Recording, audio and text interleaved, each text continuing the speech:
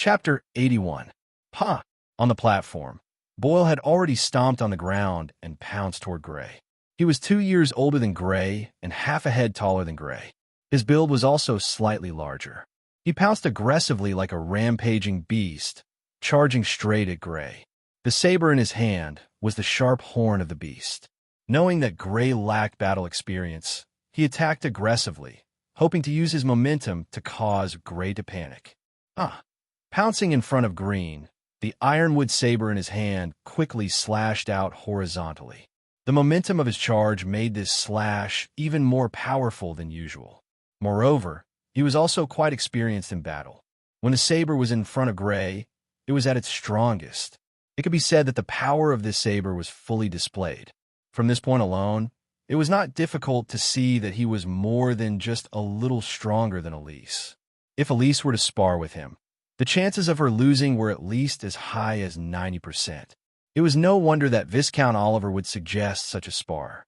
Although Boyle's battle talent was not at the level of battle talent, it was definitely enough to be evaluated as not bad. Faced with the aggressive black ironwood saber sweeping toward him, Gray took a hurried step back, as if he had been frightened and was hastily retreating to avoid the attack. But it was this step back that allowed the black ironwood blade to brush past his body. The strong wind it carried even caused his black hair to flutter, but it just couldn't touch him. Was he frightened? Blinded? The eyes of the younger generation of the various noble families below the platform were all filled with suspicion. His dodge just now could be said to be perfect. Even if it had been them, they might not have been able to do it. But why did it seem like he had been frightened and had subconsciously dodged backward? Originally not paying too much attention to this battle and only watching casually, Zero let out a soft cry of surprise in his heart. A strange look flashed through his eyes. Although this young man named Gray had a decent talent for cultivation, he was still too young after all. He had only come into contact with actual combat for a few months, so one could only imagine his combat level. Therefore, he didn't care too much about this battle. If Boyle won, he wouldn't think highly of the Oliver family, because that was how it should be. If Gray lost, he wouldn't look down on the Fergus family, because that was how it should be. Just as Viscount Oliver had thought, this battle had become a pure spar that had nothing to do with benefits. However, when Gray took a step back and cleverly avoided Boyle's slash, his eyes lit up. Many of the aristocratic family signs present thought that Gray's ingenious dodge had been a stroke of luck, but as an upper-level blood warrior who was not far from ferocious blood warrior, his eyesight was naturally extraordinary.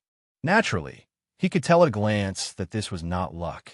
This newly emerged member of the Fergus family seemed to be a little different, and this couldn't help but arouse his interest. Of course, in terms of eyesight, Zero was naturally not the strongest among those present. There were also quite a few people present who could tell that Gray's evasion was not a coincidence. At the very least, the patriarchs of the various noble clans could tell that this was not a coincidence. Even outstanding youths like Joey, Clifford, and Timothy had either seen through it or had guessed it in their hearts.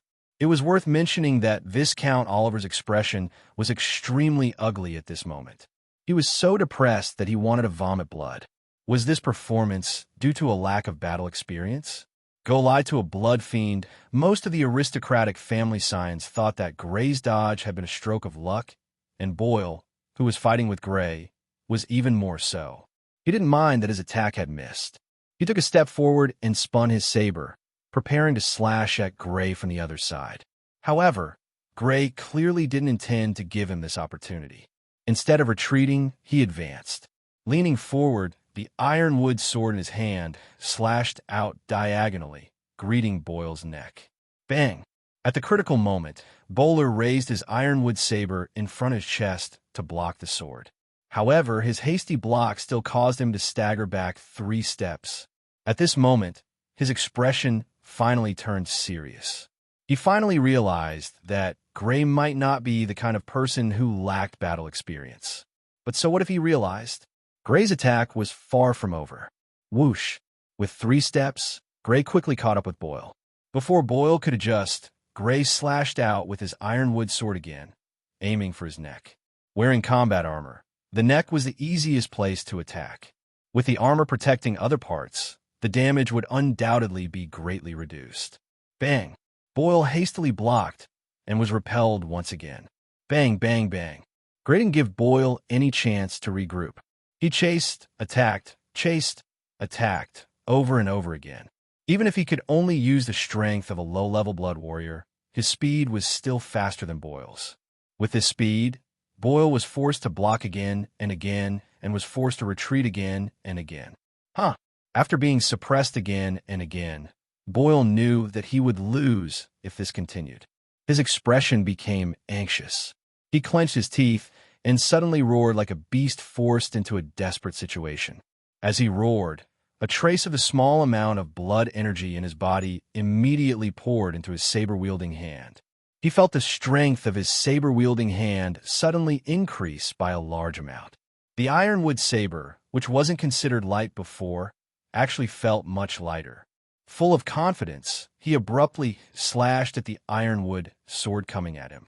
An ear-piercing whistling sound immediately rang out in the air. As a low-level blood warrior, after his strength had been amplified by blood energy, he was already comparable to Keppel without blood energy. Whoosh! After slashing out with his saber, Boyle's previous sullenness was swept away. He felt like he was dripping with sweat. After being forced by Gray to the point where he could only block, he had never slashed out so smoothly. Every time, he had to hastily block, and that feeling was truly unbearable. Boyle, be careful. However, at this moment, he suddenly heard his elder brother Keppel's loud exclamation from below the stage. He tilted his head slightly, and the hairs all over his body instantly stood on end.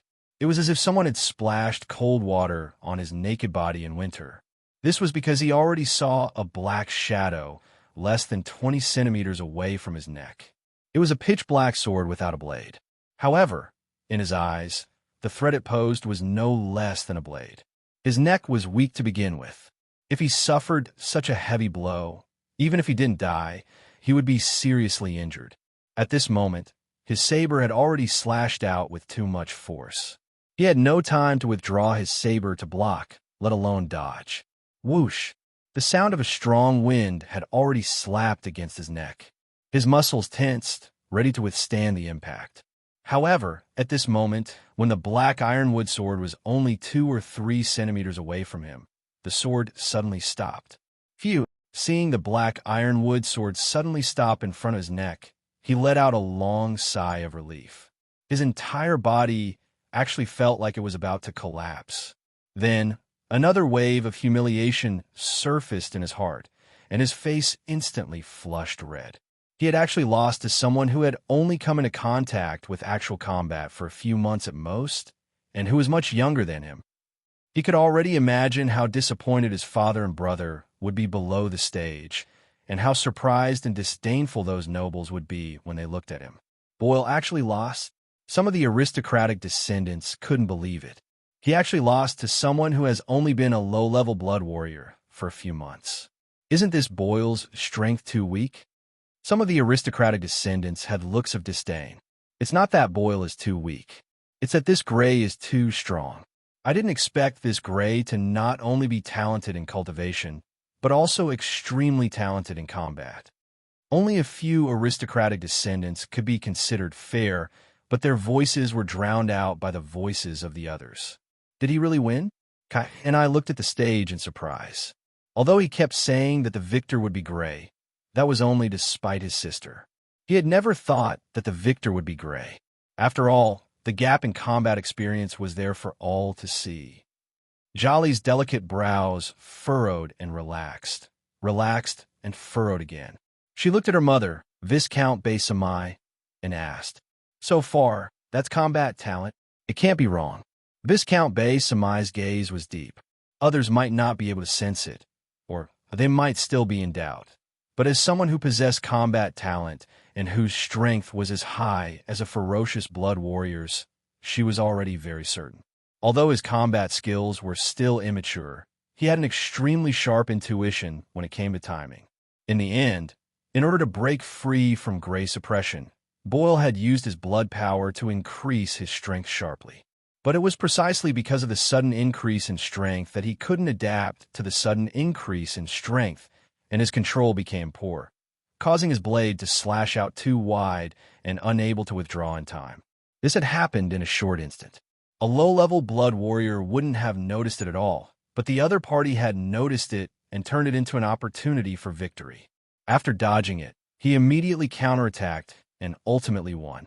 This kind of grasp of timing in battle either required extremely rich combat experience or combat talent.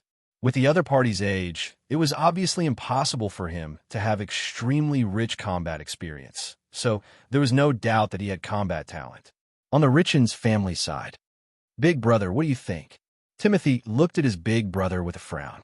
Although he had also guessed that the result would be one-sided, the direction of this one-sided victory was a little wrong. He had guessed that Gray Fergus would be the one to win, but the one who had lost was Boyle Oliver. The result was completely different from what he had expected. Clifford didn't immediately answer. Instead, the expression in his eyes fluctuated, and he turned his head a moment later. "Although he's not a threat to us now, he'll definitely be a big threat in the future.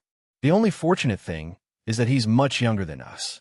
By the time his strength reaches our level, we'll have reached a higher level." On the Shelley family side, a strong opponent, the two youths that Viscount Shirley had instructed to watch carefully, Box Shirley and Max Shirley, looked at each other, their gazes solemn. Chapter 82. I suddenly understand what Father meant yesterday. Zero's expression did not change, but his eyes narrowed slightly. This was a sign that he was deep in thought. Yesterday evening, his father had told him not to jump to conclusions so easily. Nothing was absolute until the very last moment. Although he had listened carefully, he did not fully understand.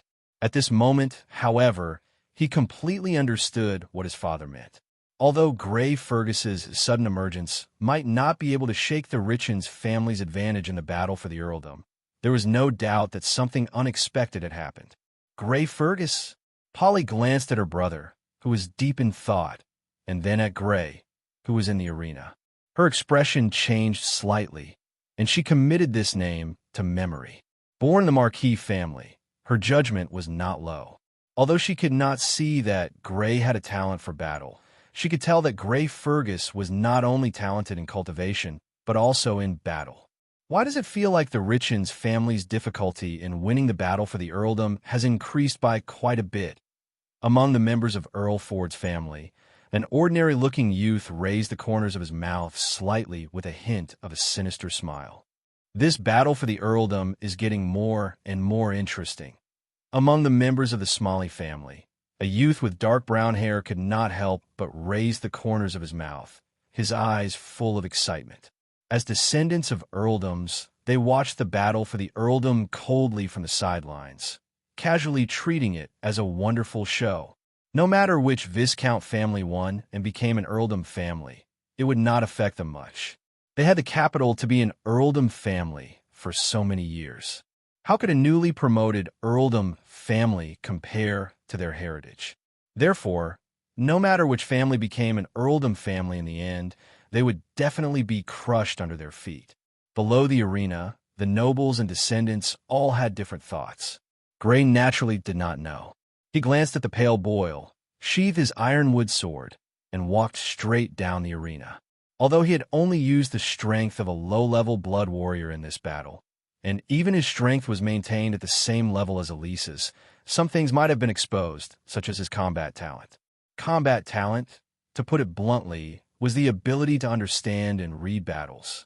This kind of ability couldn't be stopped just because one wanted to. After all, this was something on the level of thinking. It wasn't something that could be stopped just because one wanted to. Besides, if he really didn't use it, he might not be able to win this battle. Boyle wasn't a weakling like Ellis. After a few years of fighting, his combat experience was already quite mature. On the other hand, Gray himself had only come into contact with actual combat for a few months. Without the help of his innate combat talent and the special power gained from consuming Hanu's blood, the chances of him winning against his opponent should be 50-50. This was even with the help of his innate combat talent and his rapid increase in combat experience over the past few months. Although he might have been exposed, he didn't care too much about it. Although his innate combat talent had a significant effect in a battle of the same level, its effect was greatly reduced in a battle of a higher level. After all, even if one's mind could keep up, one's body reaction would not be able to keep up. Therefore, even if the Richens family had already noticed his innate combat talent, they probably wouldn't pay too much attention to it. After all, the two descendants of the Richens family were both middle-level blood warriors. Amazing, you actually defeated Boyle Oliver so easily. Looking at Gray walking over as if he was looking at a monster, Baron Harris immediately praised him with a face full of smiles. When I first saw Gray, I thought he would be very powerful, but I didn't expect him to be this powerful.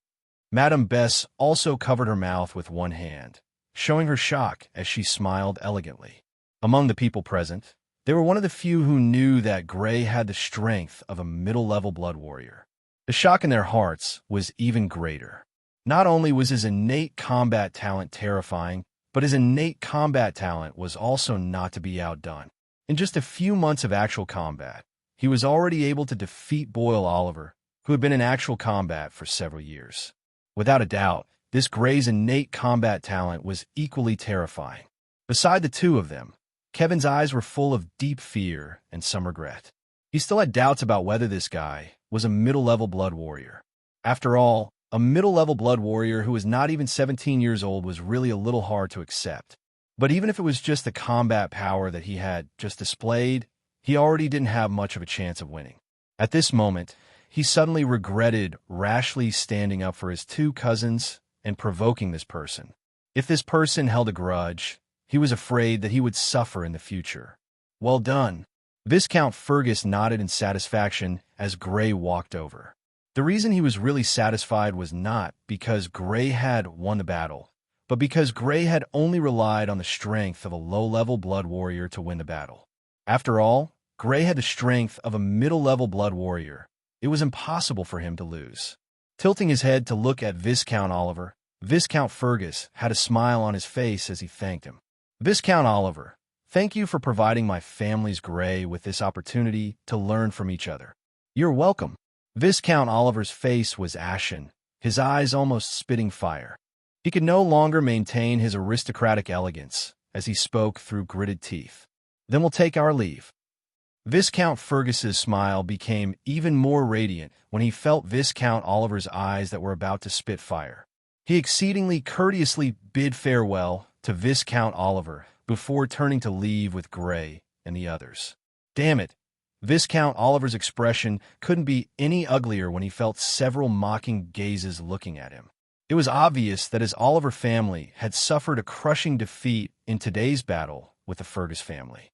Moreover, his disgraceful performance had been seen by the Marquis' eldest son, Zeloyan. If they couldn't obtain victory in the following battles with the other Viscount families, the Oliver family's special resource quota for the next few years would likely be greatly reduced. Let's go. Viscount Oliver glanced unhappily at his defeated eldest son and second son. He truly didn't have the face to continue staying here and turned to leave with the rest of the Oliver family.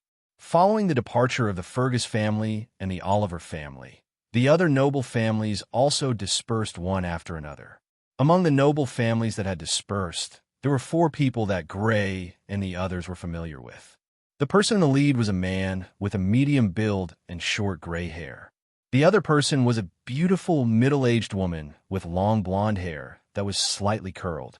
The other 2 were a young man in his early 20s and a youth about the same age as Elise.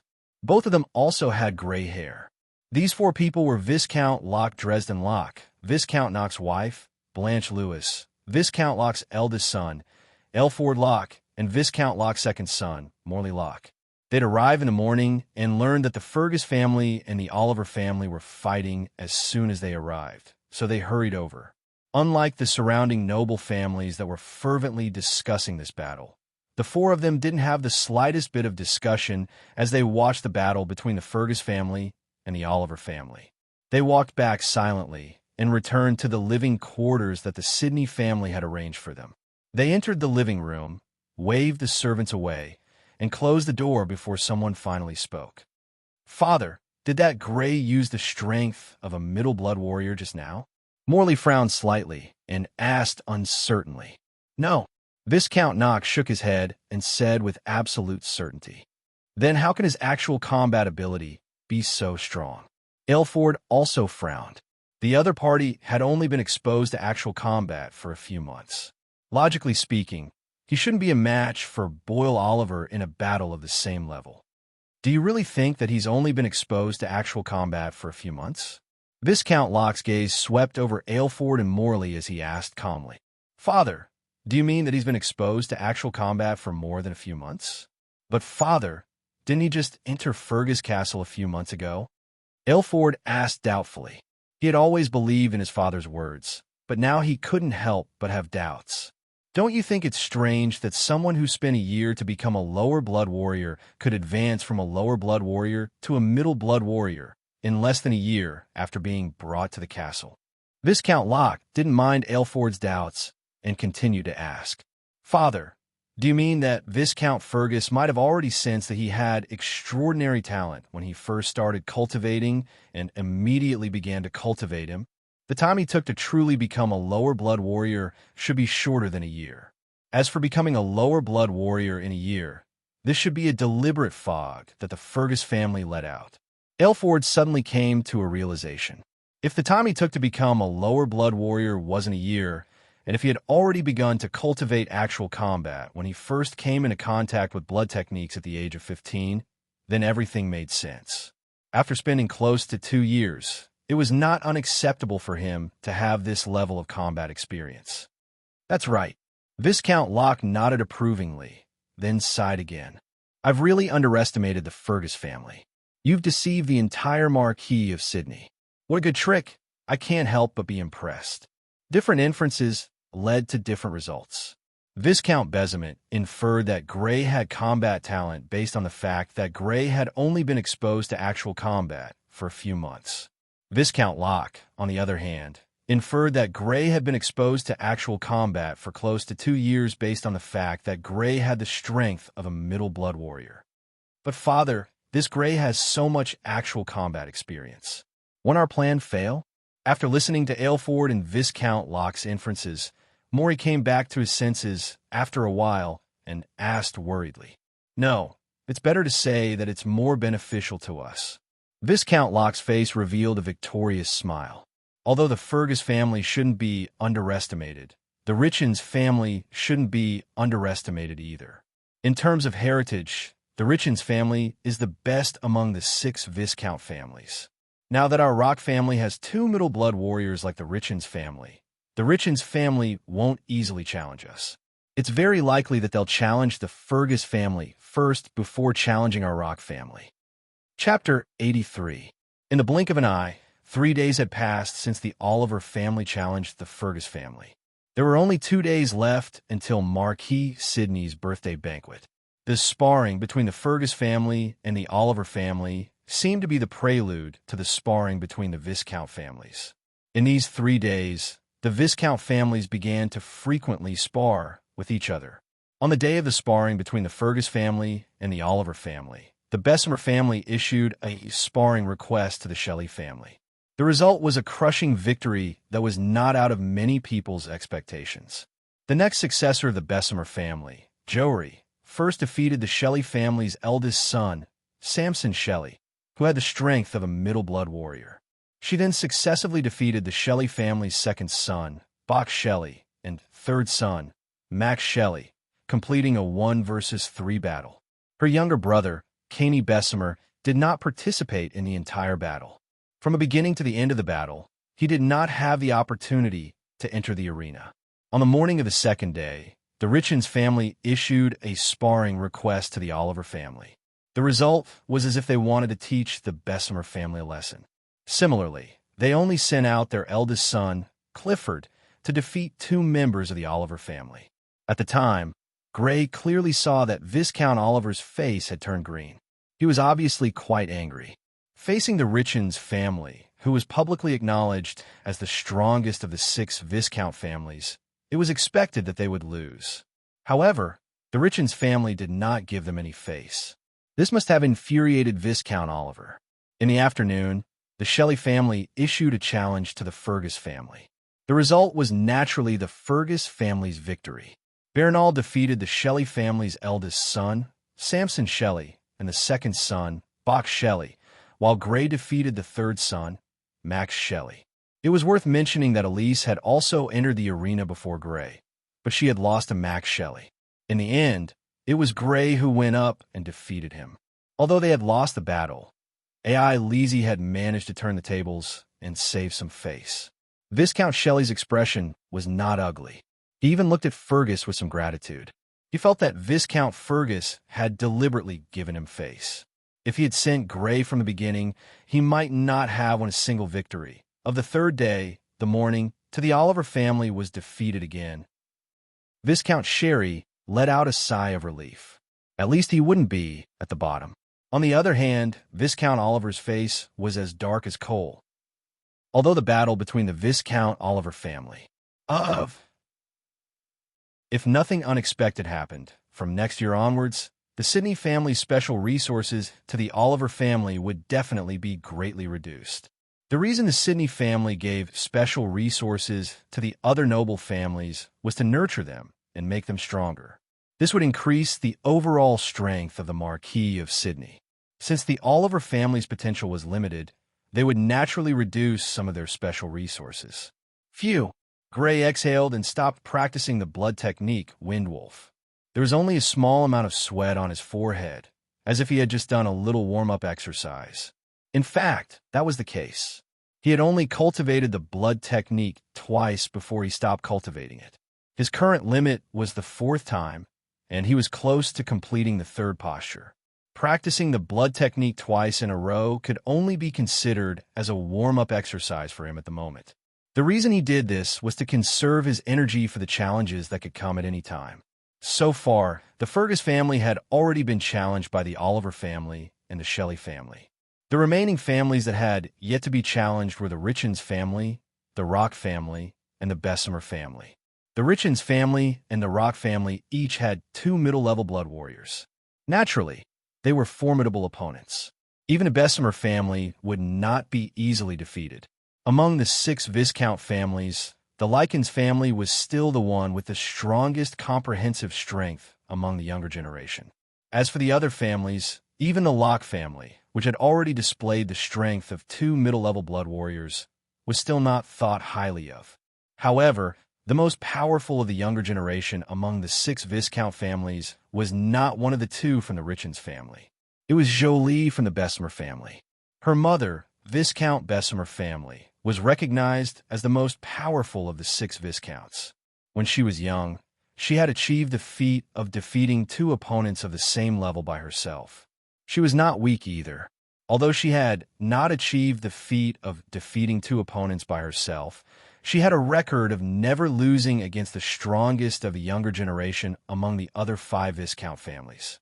If he really faced this person, Bernal was not certain, but there was at least a 70% chance that he would not be able to hold him off. He could not avoid revealing the strength of a middle-level blood warrior. Gray, Gray!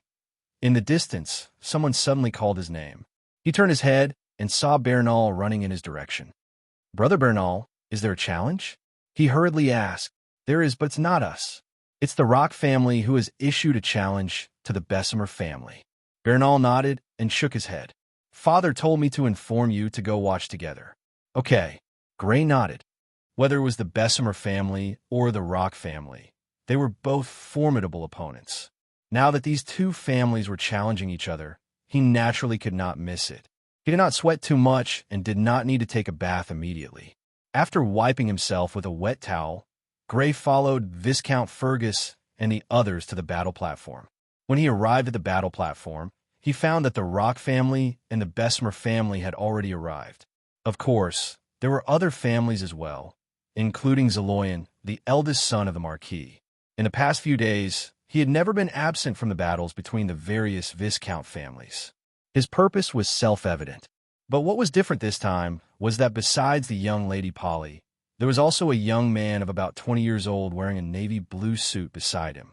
That's the Marquis' second son, young Master Mantle. I heard that he doesn't have a good relationship with young Master Zeloyan. I didn't expect him to come with young Master Zeloyan this time. Seeing Gray's confusion, Bernal whispered into Gray's ear, "Don't have a good relationship." Hearing about the relationship between the two, Gray was not too surprised. Among nobles, it was common for children to have bad relationships. For example, in the Fergus family, he did not have a good relationship with Elise, and his relationship with Caroline could only be considered average. His relationship with Bernal was more subtle, and the only one who was extremely good was Sarah. The reason was that they did not have the same father and mother. Of course, even if they were biological brothers of the same father and mother, their relationship was not necessarily better than that of half-brothers of different mothers. In this world, the title of a noble was not necessarily inherited by the eldest son. Apart from illegitimate children, the second son and the eldest son had the same inheritance rights. This led to the problem of the title battle. In some noble families, the relationship between biological brothers could be said to be extremely bad, and there were even tragic cases of brother murder. It was not that the kingdom had not thought of promulgating the eldest son's inheritance system to avoid this situation, but after careful consideration, they gave up on this idea. The eldest son was not necessarily the most capable person among the descendants of the family. If someone without much ability was forced to take the position of the head of the family, the conflict and dissatisfaction it would cause would be even greater, and it could even lead to the destruction of the family. "Sister Chiaoli, you can do it." A voice of encouragement pulled Gray back from his contemplation. It was Sarah who had spoken. Gray looked at the platform and saw that there were already people there. It was Xiao Li and the eldest son of the Rock family, Alfred. He turned his head to look at Sarah, only to see that this young girl was looking at Xiao Li on the platform with a face full of admiration. She was a living example of a groupie in his previous life. After hearing about Xiao Li's powerful achievements, Sarah, who was also a girl, clearly admired Xiao Li. She had been calling Xiao Li Sister Xiao Li these few days and had almost forgotten about her biological brother. He glanced at the Fergus family and found that one person was missing. He could not help but ask, "Sarah, why don't I see Sister Caroline?" He had finished his training and hurried to meet up with Viscount Fergus, and then hurried here. He did not notice that Caroline was not here. "Oh, Sister Caroline, she said she wanted to read, so she didn't come." Her eyes still fixed on Xiao Li on the platform, Sarah said perfunctorily, "That girl." Seeing that she could not look away, Gray shrugged helplessly and looked back at the platform. On the platform, Xiao Li and Alfred were already fighting. The weapon in Xiao Li's hand was an ironwood spear without a spearhead and was more than 2 meters long, while Alfred's weapon was 2 daggers more than 20 centimeters long. Chi, the ironwood spear in Xiao Li's hand, made a chi sound, like a black snake with fangs, like a poisonous snake spitting out its pistol, piercing through the air and piercing towards Alfred's chest. With 2 daggers in hand, Alfred was cautious and his eyes were full of caution. Whoosh! Just as the black ironwood spear was about to pierce his chest, he suddenly lowered his body and shrunk his height, allowing the ironwood spear to pass over his head. His movements were as agile as a monkey's. When Gray first fought with M.O. Lei, he found that M.O. Lei's movements were very agile. He was like a fish in water in the forest terrain, as if he had returned to his own backyard. Even though he was holding a Hanhu cub in his hand, he was able to dodge Gray's attacks continuously. Later, he asked Viscount Fergus and learned that the blood technique practiced by the Rock family was called Wood Monkey. It was derived from the murderous level blood beast, Wood Monkey, that could control plants. Chapter 84. Whoosh! Her spear was dodged, and Jolly's hands suddenly pressed down. The spear in her hand was like a long whip, lashing out at the half-squatting Silver. Bang! AI LFO crossed his 2 daggers and blocked the long spear that came like a whip. There was a dull sound of collision between the long spear and the daggers. Taking advantage of this collision, Silver quickly retreated and distanced himself from Jolly. Jolly chased after him and stabbed with her spear, but Silver quickly dodged to the side again. On the battle stage, Jolly kept attacking and Silver kept dodging. If he could not dodge, he would cross his daggers and block the attacks.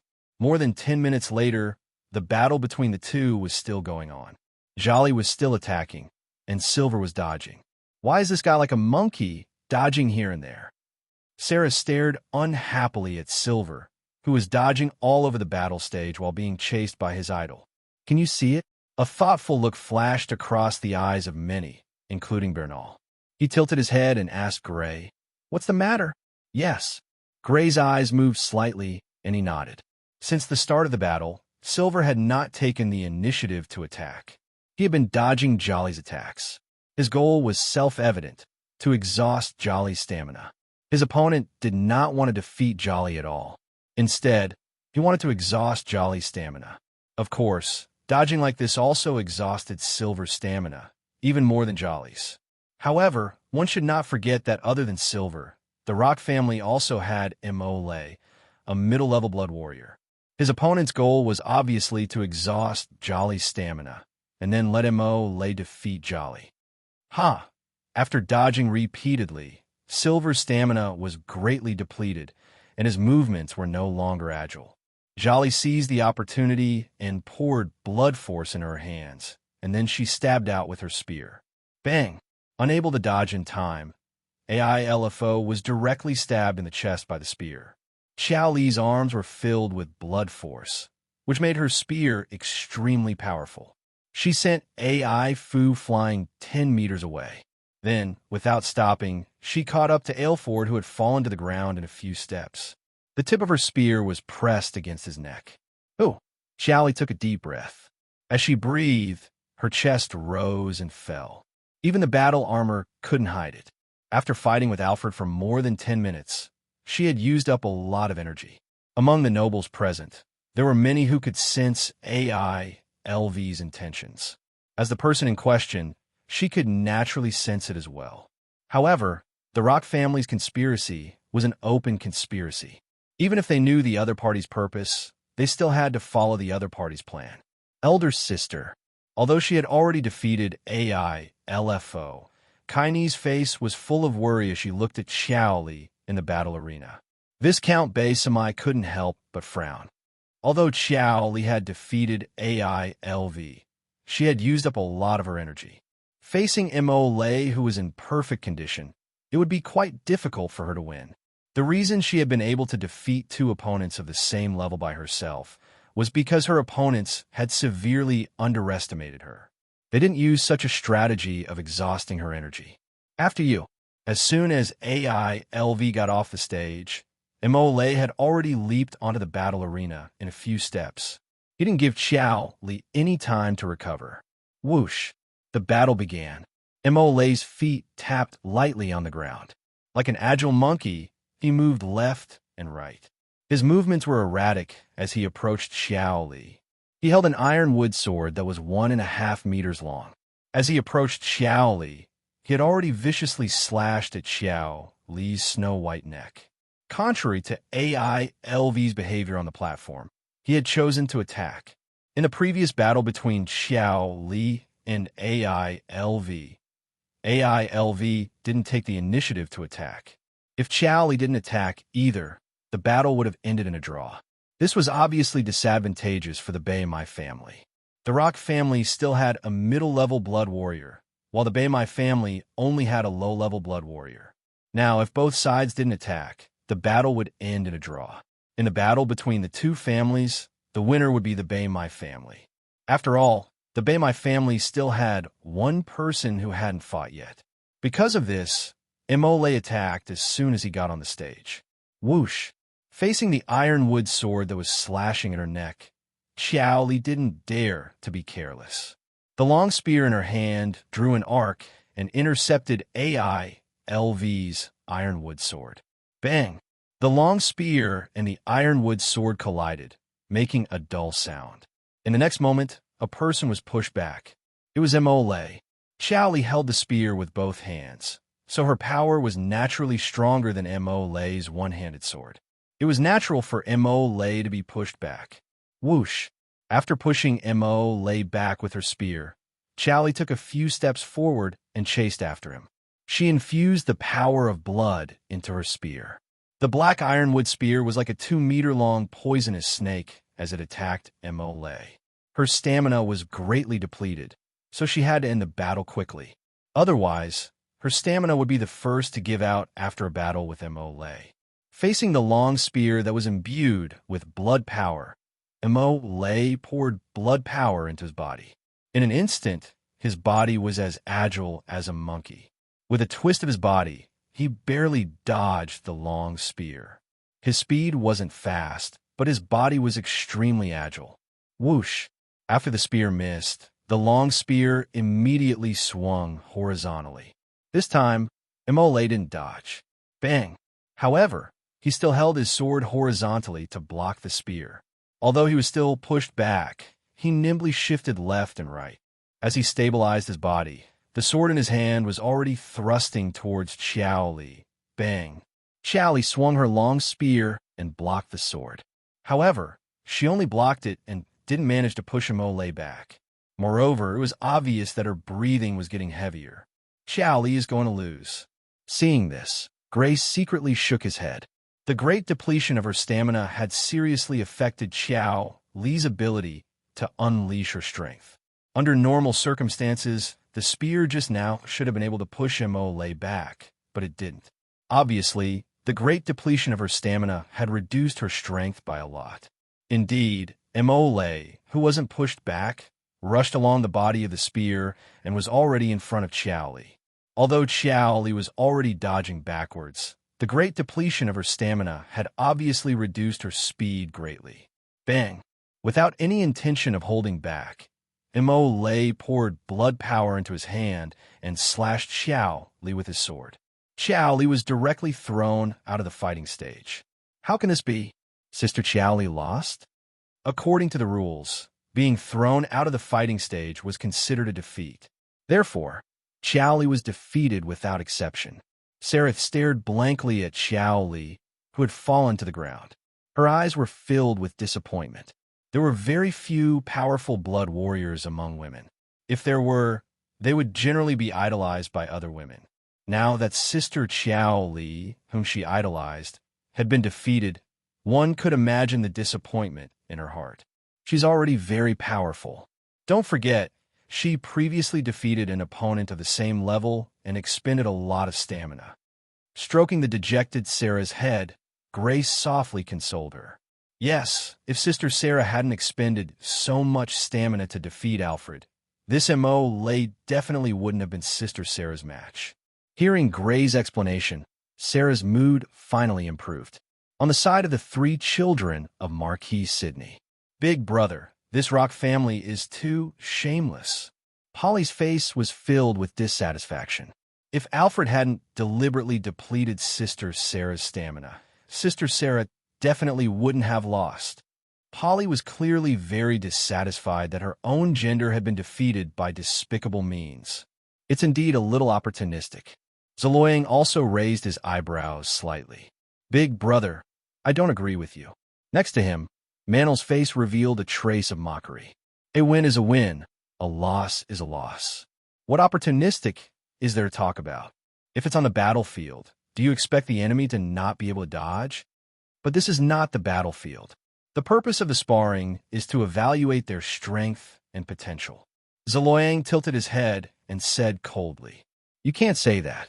If it's not the purpose of the sparring now, do you expect it to be the purpose of the sparring after it's on the battlefield? Manel didn't back down at all. Big brother, second brother, both of you should stop talking. Polly glared at her big brother and his second brother with dissatisfaction. At the same time, she felt helpless. Whenever the two of them were together, they would inevitably quarrel. This was already the norm in the Sidney family. Just as Gray was caressing his sister, suddenly, he seemed to have sensed something and looked up. On the battle stage, Mo-Lay, who had just defeated Xiao Li, was looking at the Fergus family. To be precise, he was looking at him. His eyes were full of provocation and a trace of coldness. Gray frowned. He was being targeted. Last time, when they were fighting for the cub of Hanhu, he had fought with Mo-Lay.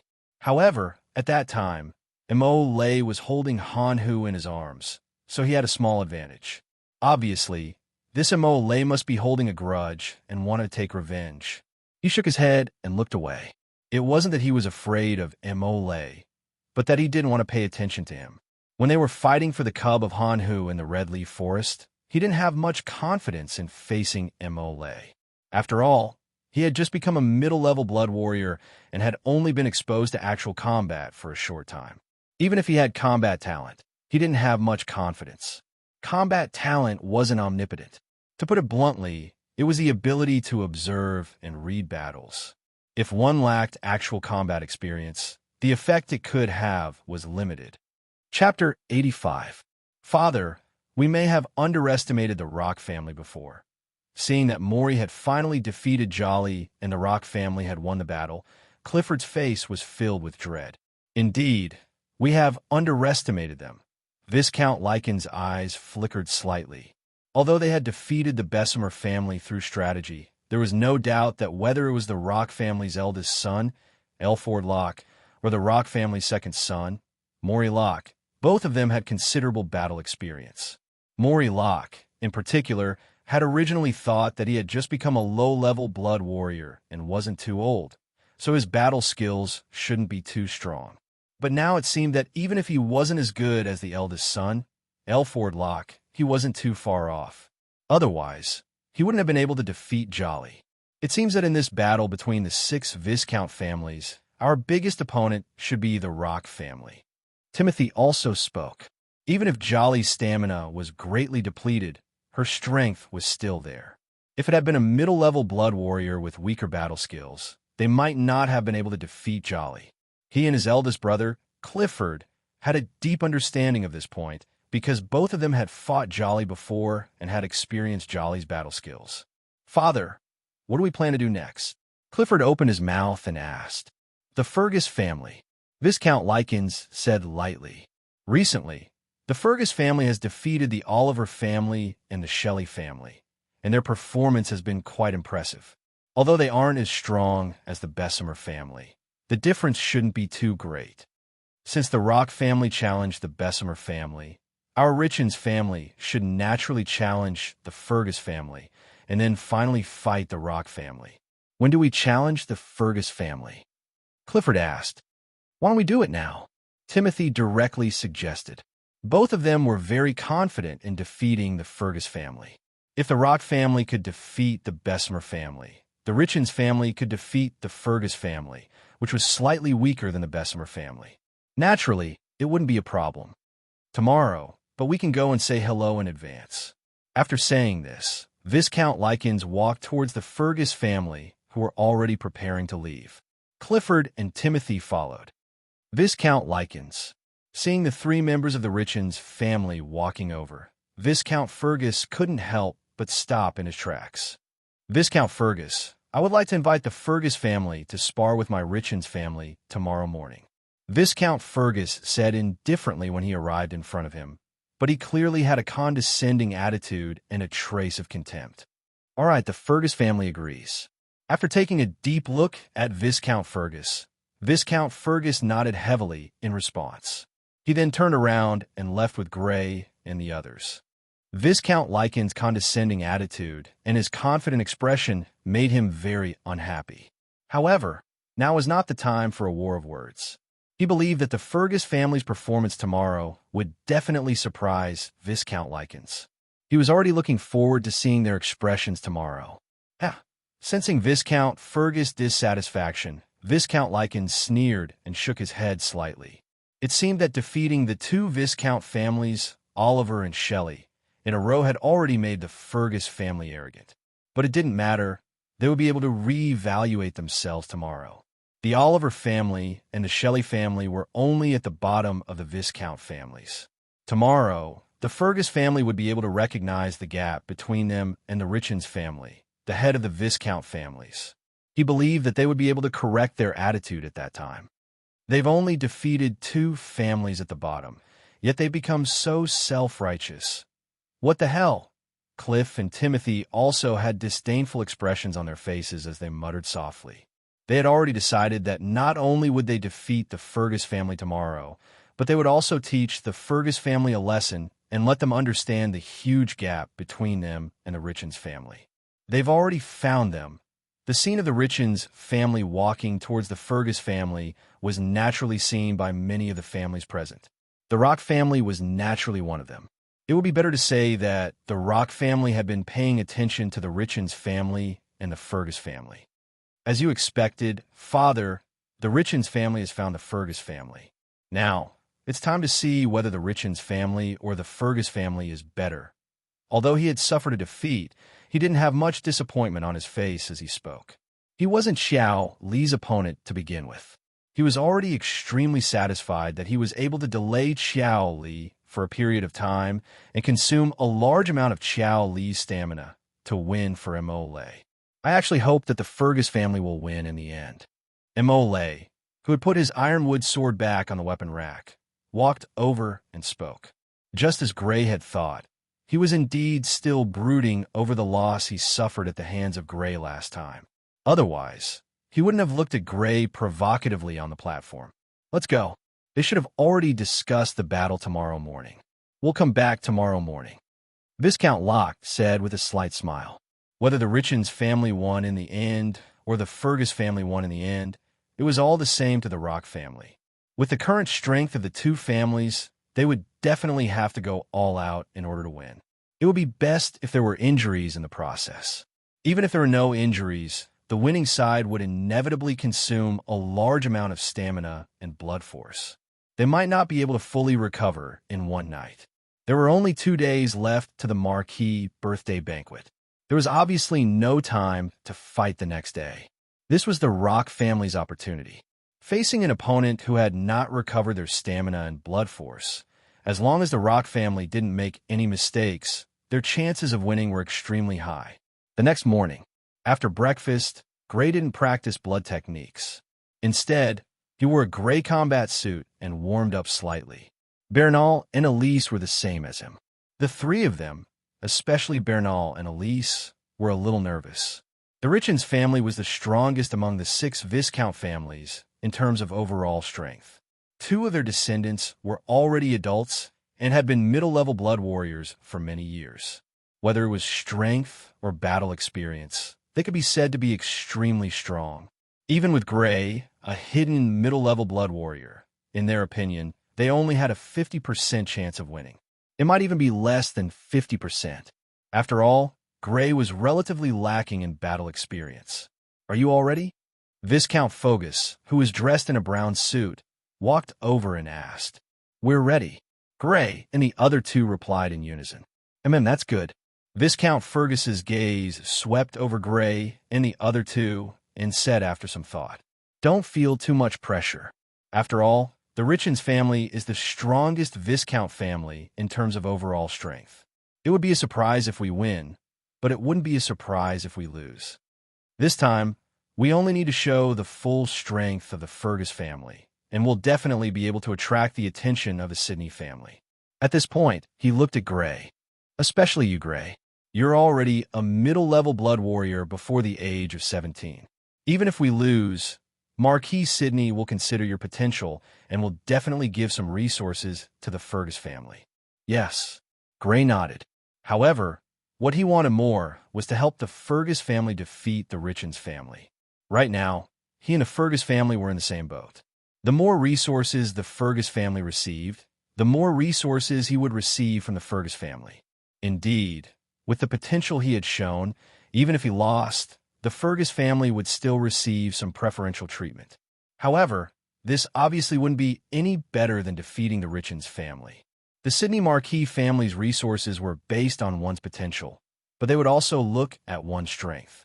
Moreover, strength was the key. Otherwise, people would feel that it was unfair. After all, potential was too illusory. It might not necessarily be converted into battle strength. There were too many uncertainties. Let's go. Viscount Fergus nodded and led Gray and the others out of the residence. Viscount Fergus and Gray weren't the only ones in the group. There were also Sarah, Madame de Milan, and Caroline, who hadn't gone to watch the battle yesterday afternoon. She naturally wouldn't be absent from a battle that concerned her family's interests. When the Fergus family arrived at the battle stage, there were already many families waiting nearby. However, there was no sign of the Richens family. Gray and the other two relaxed and waited. One after another, more families arrived. The Bethel family, the Knock family, one Viscount family after another arrived. In the end, all the Viscount families had arrived, except for the Richens family. The Fergus family had been here for quite some time, but the Richens family still hadn't arrived. The families near the battle stage couldn't help but whisper, "Why isn't the Richens family here yet? Something must have delayed them. Something might not have delayed them." They had already discussed this beforehand. Why would something suddenly delay them? You mean to say? Haha, who knows? Maybe the Richens family forgot? After all, the outcome of this battle is already clear. It's only natural that the Richens family doesn't care. The person who spoke glanced at the Fergus family with a hint of mockery in his eyes. Although the families were only whispering, Viscount Fergus was a ferocious warrior. How could he not hear them? Viscount Fergus' expression gradually turned ugly. It wasn't just him. Gray and the others were the same. The Richens family was the one who had issued the challenge. However, the Richens family still hadn't arrived. Whether they were delayed by something or on purpose, it was clear that the Richens family was neglecting the Fergus family. They're too much of a bully. Bernal gritted his teeth, his eyes burning with anger. This was the first time Gray had seen him unable to control his emotions. One could only imagine how angry he was right now. Chapter 86. Sorry, I was delayed by something. 10 minutes later, Viscount Likens arrived with his eldest son, Clifford, and his youngest son, Timothy. He repeatedly apologized to Viscount Fergus, but there was a trace of ridicule in his eyes. It's fine, but Viscount Likens has too many things to do, even in Sydney Castle.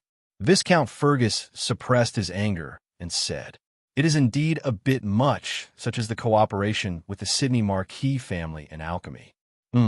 Viscount Fergus should find it hard to understand. Viscount Likens' eyes were filled with mockery. Since the Richens family is done, let's begin.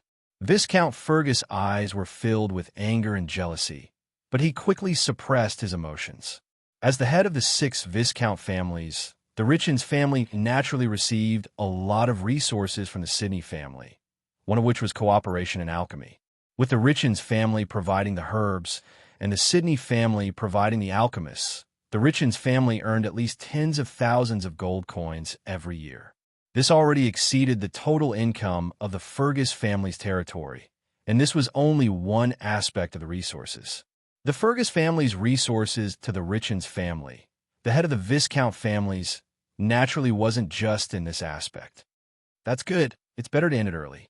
Viscount Likens faintly smiled and looked at his eldest son, Clifford. Clifford went straight to the weapon rack, chose an ironwood dagger, and walked to the stage. The dagger in his hand was a weapon that was much longer than a dagger, but much shorter than a dagger. It was about 40 centimeters long. On the other side, Bernal also chose an ironwood sword and walked to the stage. Whoosh! Bernal moved. He was wearing a white armor and was like a flash of white light as he quickly approached Clifford, the sword in his hand tearing through the air as he quickly slashed out. Whoosh! Under Bernal's slash, the ironwood sword was getting closer and closer to Clifford. But at this moment, whoosh! Clifford was wearing a purple battle suit. Looking at the incoming ironwood sword, he sneered. In the next moment, his figure suddenly disappeared. The moment before the ironwood sword struck, he disappeared. "You're really fast. You're even faster than me and Bernal." Below the platform, Gray, who had been paying attention to the battle between Bernal and Clifford, saw Clifford's movement speed and became serious. Just as Bernal's sword was about to strike down, Clifford swiftly sidestepped like a purple lightning bolt, dodging Bernal's sword. His speed was extremely fast. It was even faster than him and Bernal's without the help of the blood force. This was the first time he had seen someone at the same level move faster than him, ever since he started practicing the blood technique, Windwolf. A few days ago, Viscount Fergus had already informed the Richens family that the blood technique they practiced was wind-chasing leopard. The wind-chasing leopard was the fastest blood fiend among the murderous level blood fiends. Its adult speed was even comparable to some of the mad level blood fiends. At that time, he knew that Clifford and Timothy were faster than him and Bernal, but he did not expect them to be so much faster. Whoosh! On the platform, Clifford, who had dodged Bernal's attack, appeared beside Bernal with a whoosh. The dagger in his hand viciously slashed at Bernal's neck. Although he was slower than Clifford, Bernal was still practicing the blood technique, Wind Wolf, which was known for its speed. Sensing the attack coming from the side, Bernal quickly turned around and blocked with his sword. Bang! The dagger slashed at his neck and hit the sword.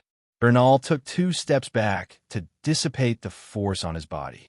Clifford, on the other hand, used the reaction force to increase the distance between them and went behind Bernal.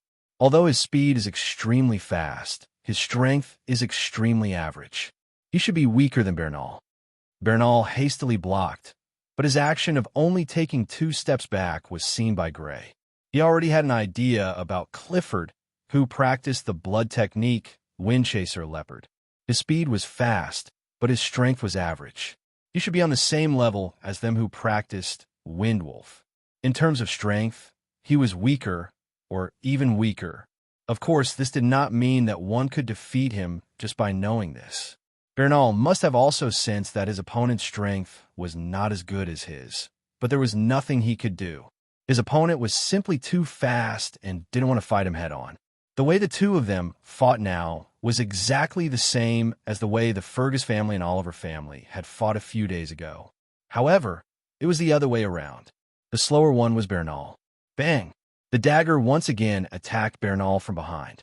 Bernal turned around and blocked the attack with his sword. Clifford quickly retreated again and attacked Bernal from another direction. Bang! Bang! Bang! Afterwards, Clifford attacked Bernal from all directions, but they were all blocked by Bernal. Seeing this scene, Gray was secretly anxious. It was common sense to lose if one kept defending. Bernal was currently in a passive state and had no chance to attack. If this continued, there would be a time when he would lose. Bang! Sure enough, it didn't take long for a hole to appear in Bernal's defense. Although he protected his neck, Clifford's dagger still landed on his chest. Bang! Bernal was sent flying several meters away by the saber and fell on the fighting ring with his back on the ground. Whoosh!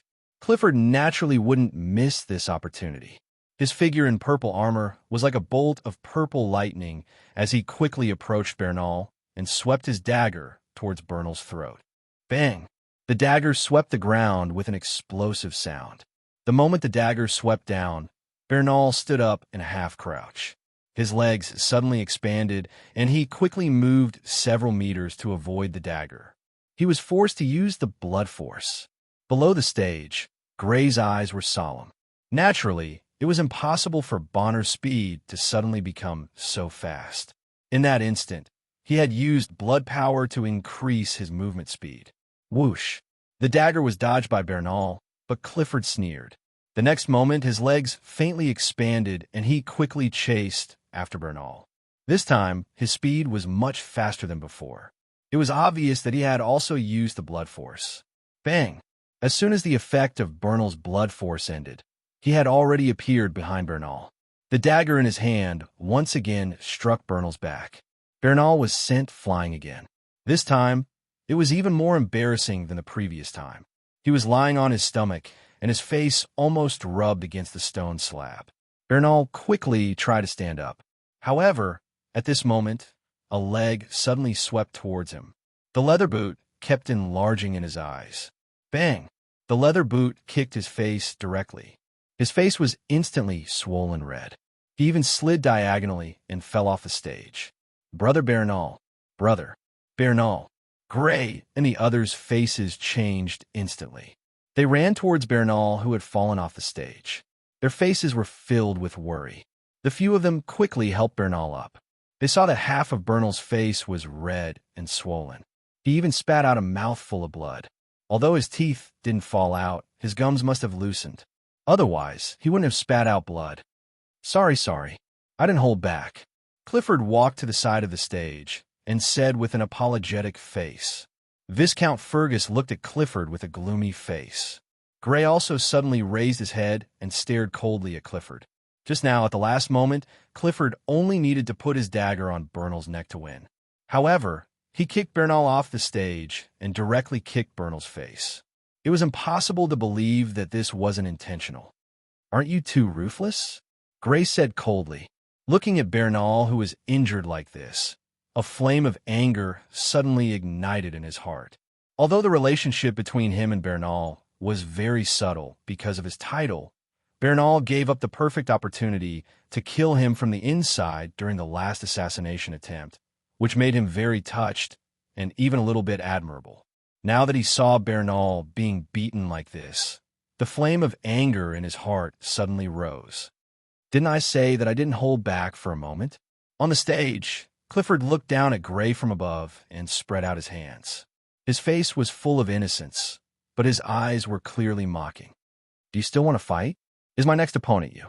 Gray stood up and was about to walk to the stage, but at this moment, someone had already picked up Bernal's dropped sword and jumped onto the stage before him. This person was Elise. Whoosh! At this moment, Elise's eyes were red and her face was full of anger. Blood force poured into her legs, and she quickly rushed toward Clifford with the sword in her hand. Seeing this side of her, Gray's impression of her changed a lot. Although she had all kinds of shortcomings, at least in terms of family love, she was worthy of praise.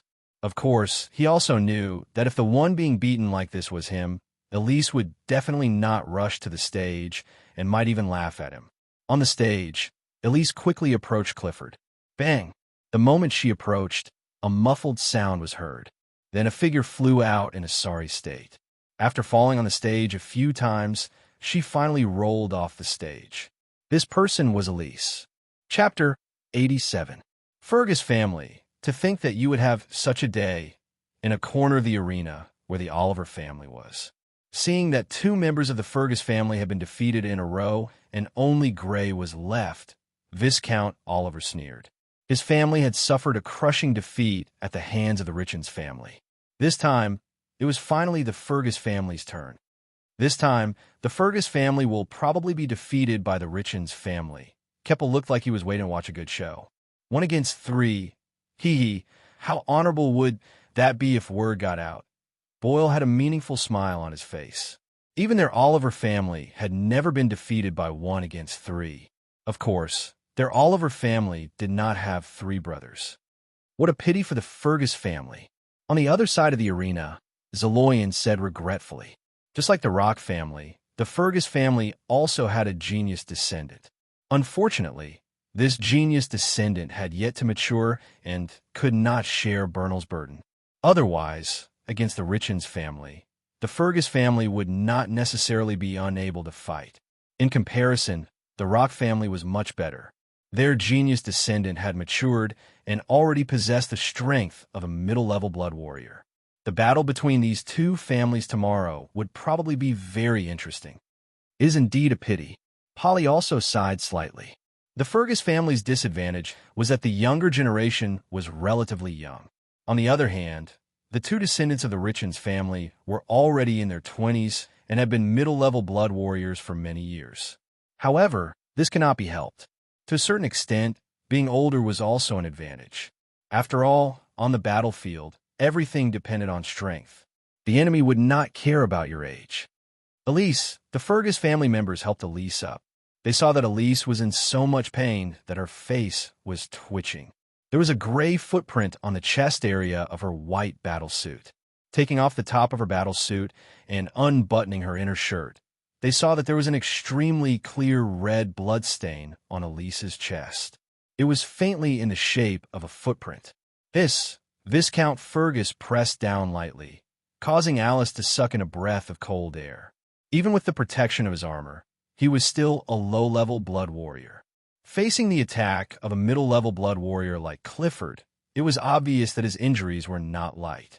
After carefully inspecting the wound on Elise's chest, Viscount Fergus heaved a sigh of relief, but at the same time, his face was filled with anger. Fortunately, his ribs were not broken. The injury was on his chest. If his ribs were broken again, his life might be in danger. What made him angry was that this was clearly a heavy-handed attack. There was no trace of mercy at all. For a middle-level blood warrior to do such a thing to a low-level blood warrior, this was clearly going overboard. He glanced coldly at Clifford, who was still looking at him with a mocking gaze. then turned to look at Gray and said, "Be careful, but if there's a chance, I know." Gray nodded solemnly. Although Viscount Fergus did not finish his words, he could guess what Viscount Fergus wanted to express, because this was exactly what he wanted to do now. The Richens family's actions were no longer just a simple spar. Whether it was against Bernal or Elise, they were obviously heavy-handed. Picking up the ironwood sword that Elise had dropped on the ground, he leapt lightly onto the stage. Looking up at Clifford, he saw that Clifford was also looking at him. The ridicule in Clifford's eyes could not be clearer. Not far from the four members of the Fergus family, the four members of the Bessel family stood. "Sister, this Richens family has gone overboard," Kyanai said with her delicate brows furrowed. "They have indeed gone overboard." Chally also raised her brows slightly and said. Viscount Bessel did not say anything, but he also raised his brows. The Richens family had indeed gone overboard. In the previous two battles with the Fergus family, they could have held back, but they had held back. They had indeed gone overboard. Unfortunately, it's possible to win against any low-level blood warrior, but difficult against a middle-level blood warrior. In the direction of the Shelley family, Viscount Shelley's third son, Bach Shelley, who had fought against Gray before, looked at Gray, who had already walked onto the stage. He shook his head with slight pity. Having fought against Gray before, he understood that Gray's current strength should be among the top, even among low-level blood warriors. Against any low-level blood warrior from the 6 Viscount families, he should have at least a 70% chance of winning, but against a middle-level blood warrior, his chances of winning were almost zero. Although it was not as if there had never been a case of a low-level blood warrior defeating a middle-level blood warrior in history. Those were under special circumstances. For example, the blood techniques practiced by low-level blood warriors were extremely effective against the blood techniques practiced by middle-level blood warriors. However, the situation Gray was facing now was clearly not so. Just as the aristocratic families were not optimistic about the Fergus family's chances, the 4 members of the Rock family looked at the Richens family with strange, or perhaps a little surprised, gazes. "Haha, this Richens family actually went overboard. Gray Fergus will probably go overboard later. Let's fight. It's best if both sides suffer." Maury's eyes were filled with joy. It's indeed a little unexpected that the Richens family would go overboard.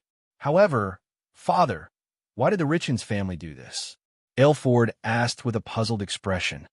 The Richens family has been the head of the 6 Viscount families for a long time and has become arrogant. When they challenged yesterday, their attitude should have been very high. Although the Fergus family seems ordinary, they already have 2 middle-level blood warriors. In the face of such an arrogant attitude, they would naturally be dissatisfied. The Richens family obviously wants to teach the Fergus family a lesson and maintain their dignity as the head of the 6 Viscount families. Viscount Locke's eyes narrowed as he guessed. Although he did not see it, he had already guessed the reason for the conflict. The head of the 6 Viscount families? Tomorrow you won't be. The corners of Maury's mouth curled up in a cold smile. No matter what the reason was that the Richens family went overboard with the Fergus family, the Fergus family would definitely retaliate. In this way, no matter which family won, their strength would be greatly reduced. Against such a family, the Rock family would definitely win. Whoosh! On the platform, Gray had already quickly rushed towards Clifford. Of course, this speed was only equivalent to the speed of a low-level blood warrior after using blood force, which was the same as Elise's speed just now. The Richens family did not know that he was already a middle-level blood warrior, so he naturally would not let go of this advantage. Looking at Gray rushing towards him, Clifford's lips curled up in a cold smile. The Fergus family's courage was commendable. After Bernal, a middle-level blood warrior, was defeated, they did not immediately admit defeat. Instead, they sent Alice and Gray, 2 low-level blood warriors, one after the other. However, they were just boorish people. They clearly knew that they were no match for Leyland, yet they still sent them to be abused. However, this was also good.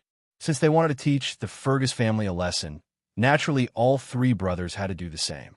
Whoosh! Just as Gray was about to reach him, he moved. He did not use blood force at all to increase his movement speed. Against a low-level blood warrior, even if he used blood force to conquer one, There was simply no need for that. The current him was faster than his opponent, even if he did not use blood force. His body moved slightly, and he instantly closed the distance between him and Gray. The choice of using his feet or his hands flashed through his mind. He had already made his choice. The purple leather boots, made from blood fiend's fur, were raised high, and he kicked towards Gray's chest. How could it be better to use one's hands and one's feet? However, at this moment, he discovered that Gray, who was opposite him, was looking at him. Just like him, the corners of Gray's mouth were slightly raised. Looking at his opponent was like looking at himself in a mirror. His heart was full of doubts. What was wrong with his opponent? Moreover, it actually made his hair stand on end. However, in the next moment, he was shocked. Crash! His opponent also raised his leg, and the speed at which he raised his leg was even faster than his. What was going on?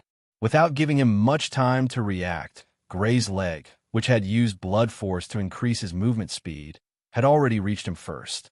It kicked him in the chest before he could react. Boom!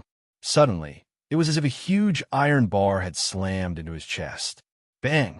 Accompanied by a dull sound, his expression changed abruptly. It was so painful that his entire face contorted. It was as if someone was kneading dough, kneading it together. His entire body was sent flying high into the air by this kick, and he fell heavily less than 5 meters away from the platform. Bang! The excruciating pain in his chest made his forehead break out in cold sweat. He endured the pain and wanted to quickly stand up because he knew that his opponent would not stop there. The attack was coming soon. However, before he could stand up, he felt a figure approaching him. Then he saw a black leather boot gradually magnifying in his line of sight, and then a kick landed on his face. TCH. Chapter 88. What? How could this be? Clifford was defeated in an instant. Am I seeing things? What the hell is going on? Chaotic exclamations came from the nobles and aristocratic children near the battle platform.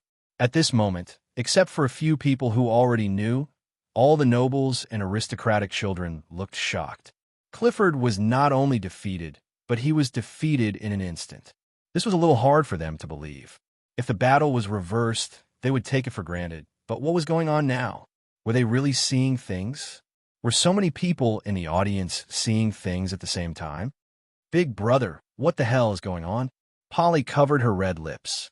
Her beautiful blue eyes were wide open as she looked at her big brother Zaloyan with shock and astonishment. A low-level blood warrior defeated a middle-level blood warrior in an instant. This was too unreasonable. Zaloyan didn't answer Polly's question immediately. His eyes were shining with shock, realization, and surprise. After a long while, he took a deep breath and recovered from his shock. Because Grey Fergus is already a middle-level blood warrior. Middle-level blood warrior? Polly's expression did not ease after hearing the answer from her big brother. Instead, she was even more shocked and began to question her big brother's words, which she had always believed in. Isn't he about the same age as me? Not even 17 years old yet? How can he already be a middle-level blood warrior? Big brother, you also became a middle-level blood warrior when you were 16 years old, right? Her big brother, the genius of the Sydney family, became a low-level blood warrior in 4 months of cultivation, a middle-level blood warrior at 16, and an upper-level blood warrior at 17. This guy became a middle-level blood warrior before the age of 17. Didn't this mean that this guy's talent was only a little worse than her big brother's? But how is this possible? Her big brother was recognized as the most talented person in the Sydney Marquee. Even if he was a little worse, it was still a little hard for her to accept. After all, the other party was only a Viscount's son, and his cultivation conditions were definitely not as good as her big brother's. Although it's a little hard to believe, it's the truth. Zaloyan looked at his sister Polly and said with shock still lingering on his face. He didn't expect that a descendant of a Viscount's family would be able to catch up with him in terms of talent. This was really unexpected. He couldn't help but recall what his father had said a few days ago. Don't make your judgments so easily. Nothing is absolute until the very last moment. Wasn't the current situation the best interpretation of that sentence? In the direction of the Rock family, Viscount Locke was still smiling, but the look in his eyes was even more profound. Everything was within his expectations.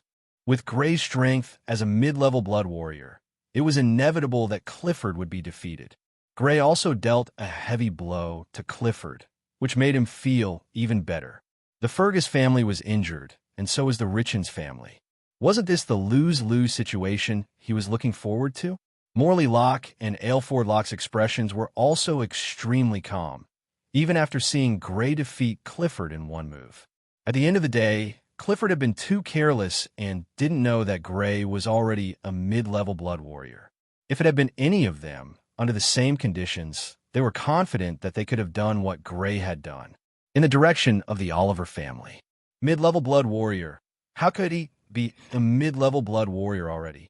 Viscount Oliver gritted his teeth and looked at Gray, the only one standing on a battle platform, his eyes full of disbelief. This Gray Fergus was already a mid-level blood warrior? How old was he? He wasn't even 17 years old, but he was already a mid-level blood warrior. Wasn't this talent too strong? He clenched his fists and felt a strong sense of threat. With this Gray Fergus talent and a relationship between the Oliver family and the Fergus family, if he grew up, the Oliver family would be in danger. Nobles and their descendants couldn't be killed, but that was on the surface. If you had the ability to kill them without leaving any traces, even the Sidney family wouldn't be able to trace it back to you. It wasn't impossible. With the potential that the other party had shown, it was inevitable that he would become a berserker in the future. Faced with the assassination of a berserker, the Oliver family was in danger. How could this be? How could this guy be a mid-level blood warrior? Staring blankly at Gray on the battle platform, Boyle's fingers had already dug into his flesh, but he didn't realize it. A person 2 years younger than him was already a mid-level blood warrior, while he was still a low-level blood warrior. He couldn't help but feel a strong sense of jealousy and a trace of fear. Was it right for the family to provoke this guy? A mid-level blood warrior, less than 17 years old? On the other hand, Keppel's face was full of worry, the expression in his eyes fluctuating. The Fergus family actually had 2 mid-level blood warriors, and one of them was less than 17 years old. The Fergus family had hidden their strength too deeply. He was already a little worried about the future of the Oliver family. In the direction of the Bustling family. A mid-level blood warrior? Jolly looked at Gray on the battle platform in shock. He was so young, yet he was already a mid-level blood warrior. This talent was even stronger than hers. She had always been recognized as the #1 person in the Viscount's family, but this #1 position would probably change soon. Although she was confident that she could still defeat the other party, she couldn't forget that with the speed of his growth, his strength would probably surpass hers in 2 or 3 years at most. Kai and I was so shocked that she forgot to speak, while Viscount Bustling and her husband, Nai Noel, looked at each other, seeing the shock in each other's eyes. In the direction of the Shelley family. This guy was still hiding his strength. Box Shirley murmured, his eyes almost popping out of their sockets. Previously, when he was defeated by Gray, he was still rather unconvinced and had the intention of going back to practice and win back the next time. But now, he didn't even have the slightest bit of such thoughts. What kind of joke was this? A mid-level blood warrior? That guy was a mid-level blood warrior. How could he be defeated just by practicing? Unless he became a mid-level blood warrior, but he knew that with his own talent, it was absolutely impossible to become a mid-level blood warrior without 2 or 3 years of hard work. And after 2 or 3 years, with the other party's current training speed, it was really hard to say whether he would still be a mid-level blood warrior. In the direction of Count Ford's family and Count Smalley's family, the people from the 2 families who had been watching the battle between the 6 Viscount families with a condescending attitude from the beginning to the end finally showed signs of change in their expressions. This guy's a blood fiend in human skin, right? The ordinary-looking genius of the Ford family, Twain Ford, looked at Gray on the battle platform as if he was looking at a monster. To become a mid-level blood warrior before the age of 17, even if he was from the Count family and had better training conditions, he was still a little lacking. He had become a mid-level blood warrior at the age of 17. He's actually only slightly worse than young Masters Aloyan. The genius of the Smalley family, Vincent Smalley, held his chin with one hand to hide his astonishment. Before this, who would have thought that the Fergus family, which could at most be ranked in the lower middle of the 6 Viscount families, would actually hide so deeply and suddenly have a mid-level blood warrior who was not even 17 years old? Viscount Ford was a middle-aged man with an ordinary-looking face. This was very rare among the aristocrats. Twain Ford's ordinary-looking face had been inherited from him. Viscount Smalley was a middle-aged man with long dark brown hair tied behind his head that almost reached his shoulders. At this moment, there was astonishment in their gazes, as well as a trace of caution. The Fergus family, which usually kept a low profile, had actually produced such a genius descendant. A mid-level blood warrior who was not even 17 years old. Although they didn't know what the Sidney family would do specifically, it was inevitable that the Fergus family would vigorously nurture him. Even thinking a little further, this battle for the title of Earl might also... Pooh! Sliding down from the platform and falling to the ground, Clifford spat out a mouthful of blood along with 2 broken teeth. At this moment, the left side of his face was completely red and swollen, even more so than Bernal's. After all, even his teeth had been knocked out. He clutched his right chest with one hand. An intense pain came from there, and he still didn't know if his ribs had been broken. Clifford, big brother, Viscount Lykins, and Timothy quickly ran to Clifford and helped him stand up. They took off his battle armor and checked his injuries. As they examined him, Viscount Lykins' expression became more and more gloomy. Although his ribs were not broken, there was a serious impact injury on his chest. He would need to rest for at least 3 to 5 days to recover. And within these 3 to 5 days, he naturally couldn't fight with anyone. If he were to face the Rock family, the result could be imagined. He raised his gaze and glared at Gray, who was looking in his direction, his eyes cold. Being stared at by Viscount Lykins' cold gaze, Gray suddenly felt a chill, but he regained his composure in the next moment. In this situation, would the other party dare to touch him? Their gazes met, and there was an apologetic smile on his face. Sorry, I didn't stop. This was what Clifford had said before, and he was now returning it to him. Originally, the Fergus family wanted to stop the battle with the Richens family, but the Richens family's arrogance and provocation had angered the Fergus family in him. First, they came late and didn't show the slightest respect for the Fergus family. Then, they injured Bernal even though they could have one. Finally, they dealt a heavy blow and injured Elise with a kick. Chapter 89. Good, very good. Looking at Gray, Viscount Lykins' voice was cold as he said the word good twice in a row. The coldness in his eyes seemed to want to freeze Gray. He then looked at Timothy and said, "Your big brother lost because of his carelessness. Go, make up for your big brother's mistake." As a ferocious blood warrior, he could naturally see that the difference in strength between Gray and Clifford was very small. The reason why he could defeat Clifford in one move was that Clifford did not know that Gray was already a middle-level blood warrior. He was careless and was caught off guard by Gray. "Yes, father." Picking up Clifford's short knife, Timothy raised his head and looked at Gray with a cold snort. With a light step, he had already jumped onto the platform. His movements were very light and agile. When he landed, he did not even make the slightest sound. He was like a leopard that had set its eyes on its prey and was ready to chase. Whoosh! Holding the short knife, he quickly approached Gray. However, just as he was about to reach Gray, he twisted his feet and passed by Gray. He came behind Gray and slashed the short knife in his hand at the back of Gray's exposed neck. The pitch-black ironwood short knife in his hand was like the scythe of the Grim Reaper. He wanted to reap Gray's head. There was even a trace of killing intent.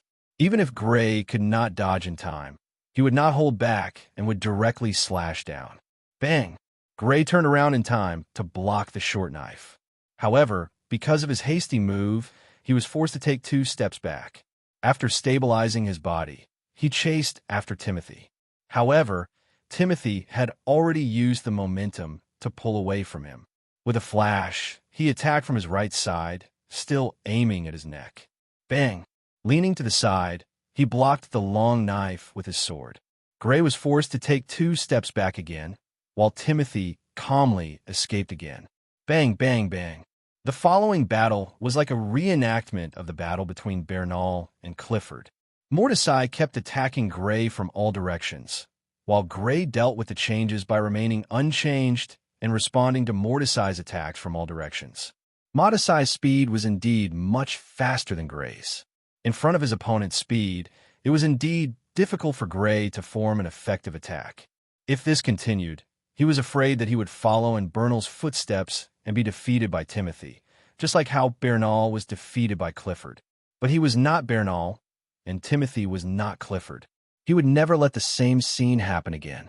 In fact, there was a method that could immediately reverse his current situation. For example, he could explode with the characteristics of Hanhu's power that he had obtained after consuming Hanhu's blood. With Hanhu's power, even if he acted hastily, it would be enough to make Timothy suffer. After all, Timothy, who practiced the Windchaser Leopard, was too weak.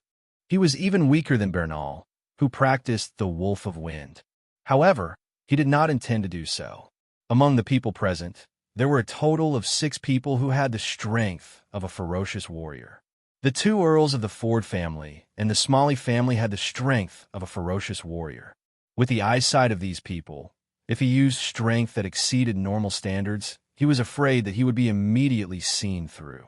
Although he had already found a reasonable way to conceal his abnormal strength from the books in the Fergus family's library, he still did not intend to casually reveal it. Good steel should be used on the edge of a blade. The current Timothy had not yet reached the point where he had no choice but to use Hanhu's characteristics. Asterisk pata, asterisk blood force poured into his legs, causing them to suddenly expand. He then turned around abruptly, his gaze meeting with Timothy, who was attacking him from the side. After several exchanges, his keen battle talent allowed him to discern where Timothy was going to appear, so he was one step ahead of Timothy and responded. A cold smile appeared at the corner of his mouth. His legs fiercely stomped on the ground, and with a whoosh, he was already close to Timothy in the blink of an eye. The ironwood sword in his hand viciously slashed out. Asterisk rip. Asterisk the air was torn apart by his sword, and a sharp whistling sound could be heard clearly. Although he had not used his strongest strength, it was already comparable to when he had not consumed Hanhu's blood to obtain Hanhu's characteristics, and when he had used the blood force to strengthen the strength of his hands. Not good. Just as he was about to attack Gray from the side, he saw that Gray had already turned to his side and was close to him in a few steps. The sword in his hand whistled as it attacked. Timothy's expression suddenly changed. The blood force poured into his legs, and he quickly retreated. However, although his movement speed was faster than Gray's after the blood force poured into his legs, Gray was still the one who made the first move and even caught Timothy off guard. Asterisk bang. Asterisk before Timothy could retreat, the ironwood sword had already swept over, and Timothy could only hastily block with his dagger. Originally, it was a hasty block, coupled with the fact that his strength was not as good as Gray's. Timothy's figure staggered as he retreated, and he almost lost his balance. His action of retreating was naturally interrupted. Asterisk bang bang bang. Asterisk there was simply not enough time for Timothy to escape. Gray caught up and slashed down again and again. The power of each slash was comparable to before he had obtained Hanhu's characteristics, and after using the blood force to increase his strength. A huge force came from the dagger in his hand, shaking Timothy's footsteps, and his body was not under his control. Even if he used the blood force to increase his legs were still shaking. His body was not under his control, and he could not take a step forward, so he could not dodge even if he wanted to. Asterisk patter. Asterisk asterisk bang. Asterisk after 3 consecutive slashes, the dagger in Timothy's hand was sent flying, and the ironwood sword directly hit Timothy's stomach, sending him flying into the air. From Gray's angle, he could even see that Timothy's face was slightly distorted due to the pain. Even with the protection of the battle armor, it was definitely not comfortable to take such a slash head-on. Asterisk bang. Asterisk the power of blood flowed into his legs, causing them to suddenly swell. It was as if there were springs installed in his legs. Gray instantly shot out and caught up with Timothy, who had fallen to the ground. He then kicked Timothy's body. Asterisk chi. Asterisk Timothy was already not far from the platform. This time, he directly slid down the platform and fell off the platform. His purple battle armor was covered in dust. Only Gray was left on the platform once again. The second middle-level blood warrior from the Richens family had been defeated by Gray once again. From now on, the Fergus family could be considered to have won this battle. The Richens family lost. The winner is the Fergus family. The head of the 6 Viscount families, the Richens family, actually lost. Below the platform, the group of nobles looked at each other. After a long while, someone finally spoke. Even when they saw Clifford being defeated by Gray, they did not think that the Richens family would lose. Clifford had been defeated because of carelessness. Timothy, who had gone up after Clifford, naturally would not make the same mistake. Although Gray Fergus had the strength of a middle-level blood warrior, he was still too young. Becoming a middle-level blood warrior before the age of 17 meant that he had great potential, but also meant that he was extremely inexperienced. For someone like Timothy, who had been a middle-level blood warrior for many years, as long as he was not careless, victory was almost certain under normal circumstances. But now, Timothy had actually lost. He had lost to a youth who was not even 17 years old. It was really hard for them to believe. The Richens family actually lost. The expression in Viscount Oliver's eyes changed again and again. This was really unexpected, and also the result that he did not want to see the most. Even if the Richens family, who had once single-handedly defeated the Oliver family, won, it would still be better than the Fergus family winning. They had only sparred with the Richens family, but the Fergus family was a true life and death feud. After all, they had tried to assassinate Gray. Timothy actually lost to Gray Fergus. That means the Richens family has lost? Keppel Oliver and Boyle Oliver's mouths were agape, but they forgot to close them. Only after a long while did they speak. He was over 20 years old and had been a middle-level blood warrior for many years. Timothy's strength was definitely not weak. Keppel, who had battled with him before, knew this the best.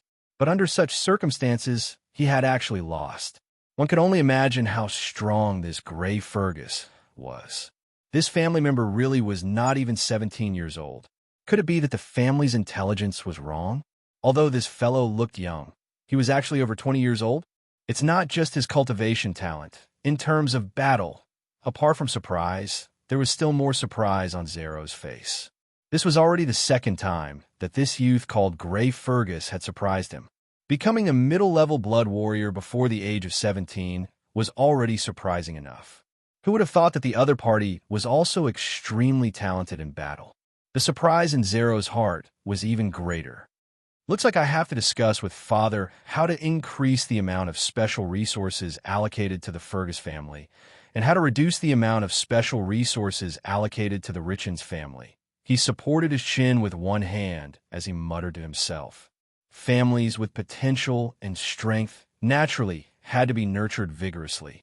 As for families with less potential and strength, they would naturally have to be nurtured less. He's actually about the same age as me, but he's already so strong. Beside him, Polly's eyes were also full of extraordinary splendor as she curiously sized up this youth who was about the same age as her. Viscount Baymai, Viscount Shelley, Earl Ford, and Earl Smalley all had different expressions of thoughts, but without exception, they were all filled with surprise. Among them, even the weakest, was a ferocious blood warrior who controlled thousands of square kilometers of territory. However, the amount of surprise they received today was truly not small. In the past, they might not even encounter such a thing once every few years. The most special thing was that this surprise actually came from the same person, a youth who was not even 17 years old. Chapter 90. Timothy. Below the battle stage, Timothy was helped up by Viscount Likens and Clifford, who had a swollen face. After taking off his battle armor, they saw 2 bloody marks on his body. One was obviously made by a blade-like object, while the other was a clear footprint. Because of the battle armor, his bones were not injured, but his injuries were not light, similar to Clifford's. He would not be able to fight for a few days. Clifford's face was filled with anger as he looked angrily at Gray. Viscount Lycan's face was gloomy as he looked up at Gray and spoke in a deep voice. Let's go. He had never expected to lose to the Fergus family, which he had looked down on, and all of this was caused by this young man in front of him. Thinking about his arrogance and feeling the strange gazes of the surrounding families, he had the urge to find a hole to crawl into. He naturally did not have the face to continue staying here. As for being heavily injured by Gray, although he was furious, he could only suppress his anger. The Richens family was not in the right, and even if they went to Marquis Sidney, they would not be able to gain anything. After all, the Richens family was the first to attack. However, the Richens family would remember this and would return the favor if they had the chance. Looking at the three people leaving, Gray frowned and left the battle stage. He put away the ironwood sword and walked towards the Fergus family. This time, he had greatly offended the Richens family, but it was not his fault. The Richens family had been too ruthless, and he had only returned what the Richens family had done to the Richens family. Big brother, you're so strong. Seeing Gray walk over, Sarah ran up and hugged Gray's right arm as she spoke with joy. Of course, now you know how strong your big brother is? Gray stretched out his left hand and rubbed her black hair as he smiled. Well done. Viscount Fergus, Madame de Milan, Caroline, and Bernal all had smiles on their faces. Defeating Clifford was a deliberate move, but it did not mean that Gray was stronger than Clifford. However, defeating Gray proved Gray's strength. Even Elise could not help but retract her usual expression. Gray defeating Clifford not only avenged Bernal, but also avenged him. At this moment, she actually felt that this guy was unusually pleasing to the eye. Let's go. Viscount Fergus didn't stay for long and left with his men. He had been in the limelight enough today, so there was no need to stay here and be in the limelight. Moreover, he could not help but worry about tomorrow's battle with the Rock family. Bernal suffered some injuries and consumed a lot of blood force, so he definitely would not be able to recover to his peak state tomorrow. Although Gray was not injured, he also consumed a lot of blood force. As for the Rock family, although yesterday's battle with the Bessemer family also consumed a lot of physical strength and blood force, after a day of rest, they should have almost recovered. Therefore, tomorrow's battle with the Rock family would be disadvantageous for the Fergus family. He wanted to fight the next day, but the day after tomorrow was Marquis Sidney's birthday, so obviously time did not allow it. Fortunately, even if they lost to the Rock family, the Fergus family also made a big profit this time. Defeating the Richens family, the head of the 6 families, the Fergus family's strength was obvious to all. Based on this alone, the Sidney family was bound to increase their resources to the Fergus family. In addition, with Gray, a genius child who reached middle-level blood warrior before the age of 17, and whose potential could be said to be extremely high, the Sidney family was bound to give him some resources. Therefore, it was inevitable that the Fergus family would receive more resources from the Sidney family. The Richens family and the Fergus family left, and the noble families watching the battle also left one after another, returning to their respective residences. The Rock family's residence. Father, this Gray Fergus can actually defeat Timothy. I'm afraid tomorrow's battle will be very difficult, Albert said with a frown. It's fine. Viscount Locke shook his head. Although he won the battle with Timothy, his blood force is almost exhausted. He can recover at most half of his blood force tomorrow. Exhausted? Albert asked with a puzzled expression.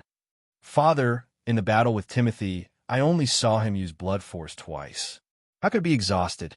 Generally speaking, there was a huge difference between using blood force before and after. Not only would there be some changes in the body, but there would also be a substantial increase in ability.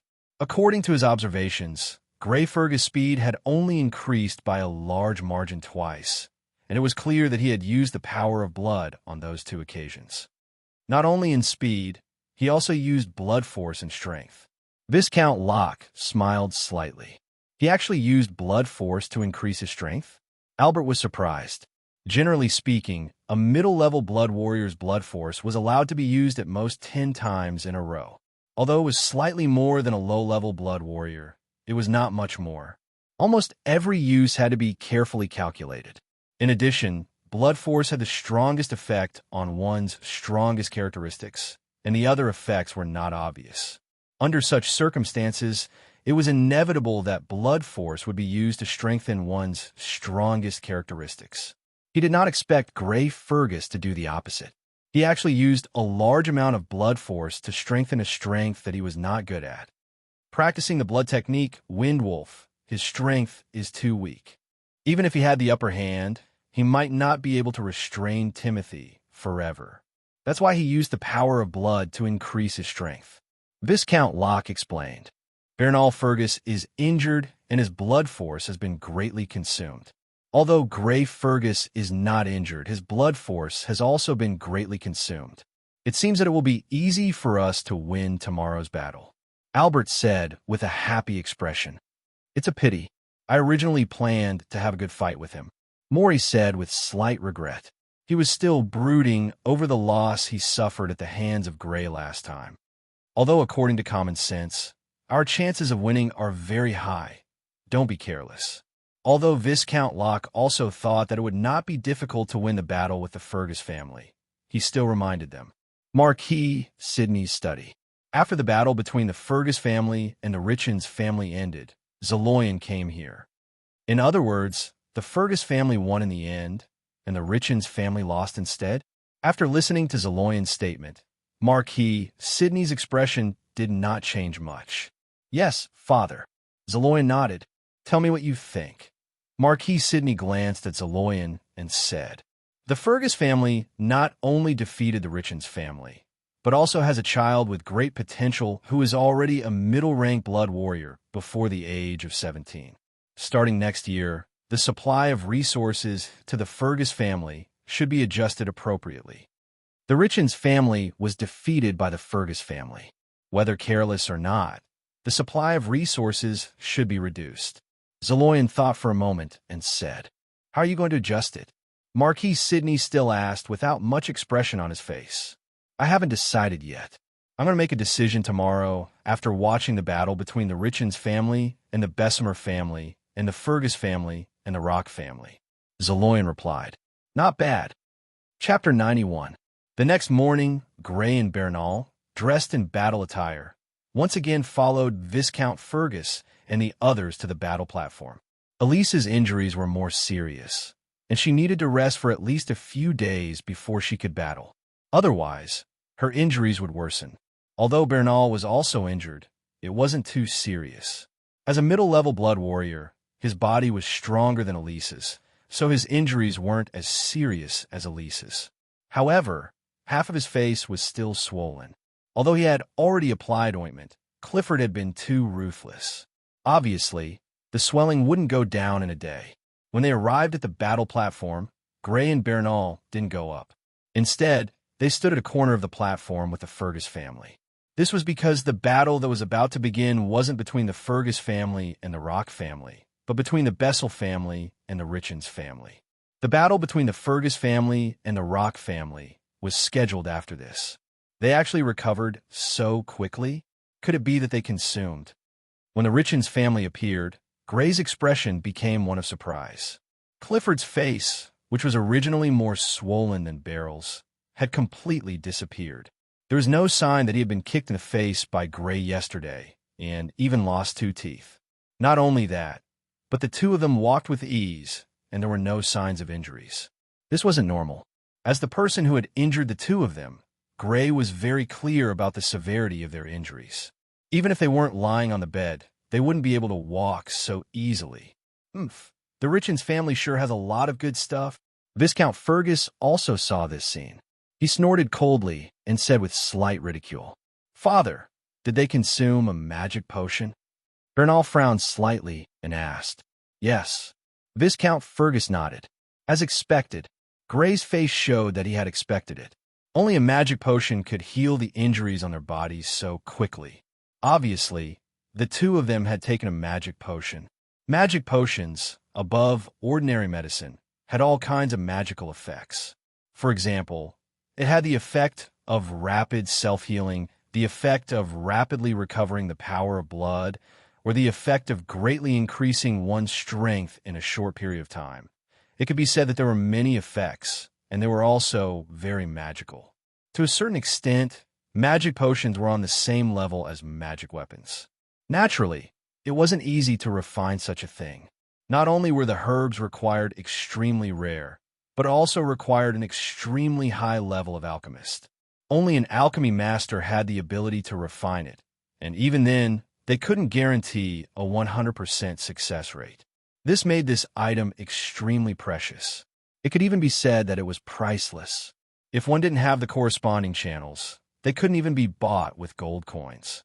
When Gray first came to this world, he was seriously injured due to an assassination attempt.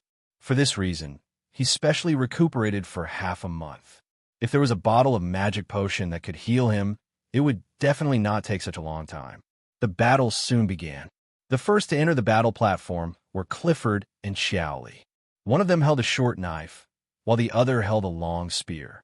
After entering the battle platform, they quickly exchanged blows.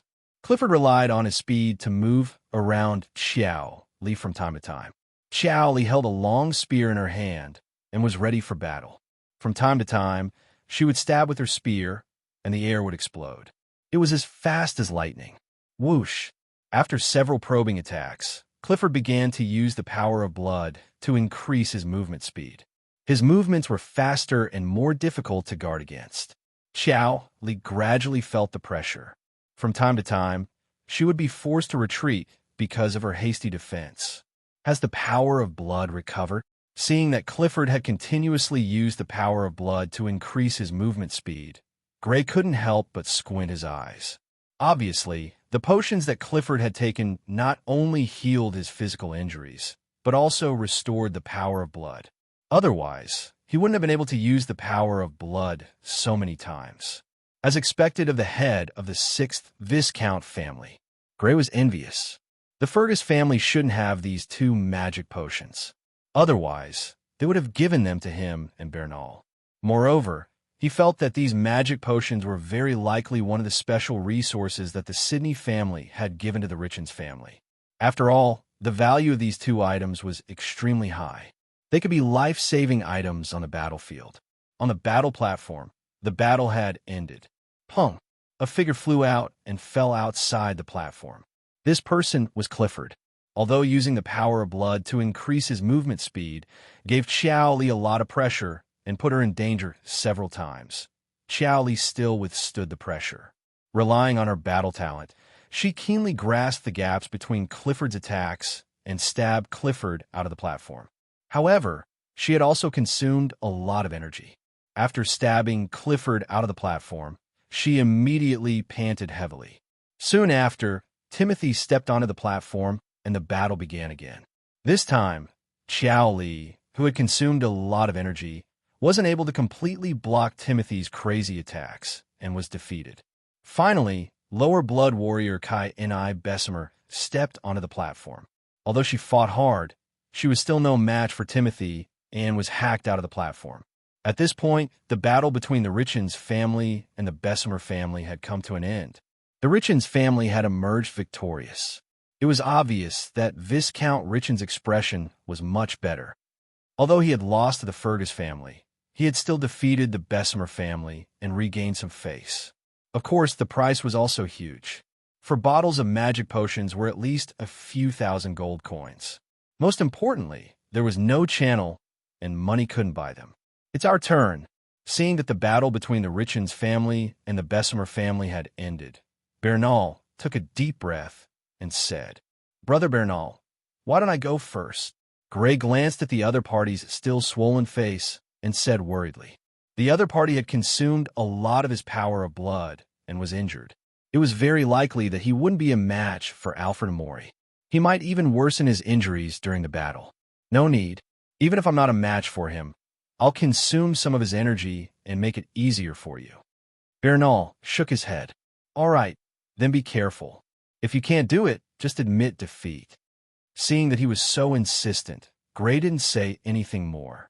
Although he was quite confident in his own strength, he wasn't absolutely sure that he wouldn't lose in a battle of attrition with 2 people of the same level. Bernal going up to the stage to consume the energy of one of the two was the wisest decision at the moment. Without much delay, Bernal walked up to the stage. On the Rock family side, Alfred walked up to the stage. Bernal, you haven't recovered from your injuries. How much strength can you use now? Looking at Bernal's swollen face and the place where Bernal was struck by Clifford yesterday, Alfred sneered. You don't have to worry about it. Bernal snorted coldly. Is that so? Then don't blame me for being impolite. The corner of Alfred's mouth raised slightly. The next moment, whoosh, holding two black daggers, he pounced towards Bernal. The two black ironwood daggers were like two sharp claws, slashing towards Bernal. Whoosh! Bernal dodged to the side, avoiding Alfred's pounce. He didn't intend to fight the other party head-on. The Fergus family wasn't the Bessemer family. Not only did the family have him, a middle-level blood warrior, but they also had Gray, a middle-level blood warrior. They weren't afraid of a draw at all. With his current physical condition, if he could end in a draw with Alfred, it would be a gain. Alfred obviously wouldn't allow this to happen. Unlike the previous battle with the Bessemer family, he was extremely aggressive. After missing his attack, he pounced on Bernal again. Whoosh whoosh. He attacked continuously, the two daggers in his hands whistling rapidly, constantly attacking Bernal. Bang! After all, Bernal was injured and his body was far less agile than before. Moreover, his blood force was exhausted yesterday and had only recovered a little. Alfred seized the opportunity and kicked him. Hiss! Flying backward and landing on the ground, Bernal immediately sucked in a breath of cold air. Alfred's kick wasn't just fierce. It directly kicked the place where Clifford struck him, immediately causing his injuries to worsen. Chapter 92. Walking down the platform, Bernal apologized to Gray, who was walking towards the platform.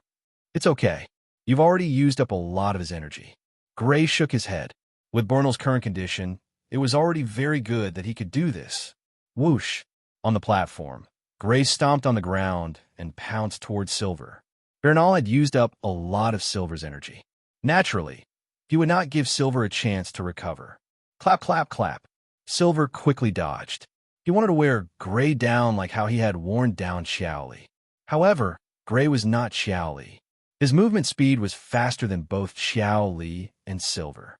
The distance between him and Silver was quickly closing. Rip! As he approached Alfred, Gray's ironwood sword pierced towards Alfred. The air was pierced through like a piece of cloth, making a strange sound. Clap! Just as the ironwood sword was about to pierce him, Silver's figure nimbly dodged to the side and dodged Gray's stab.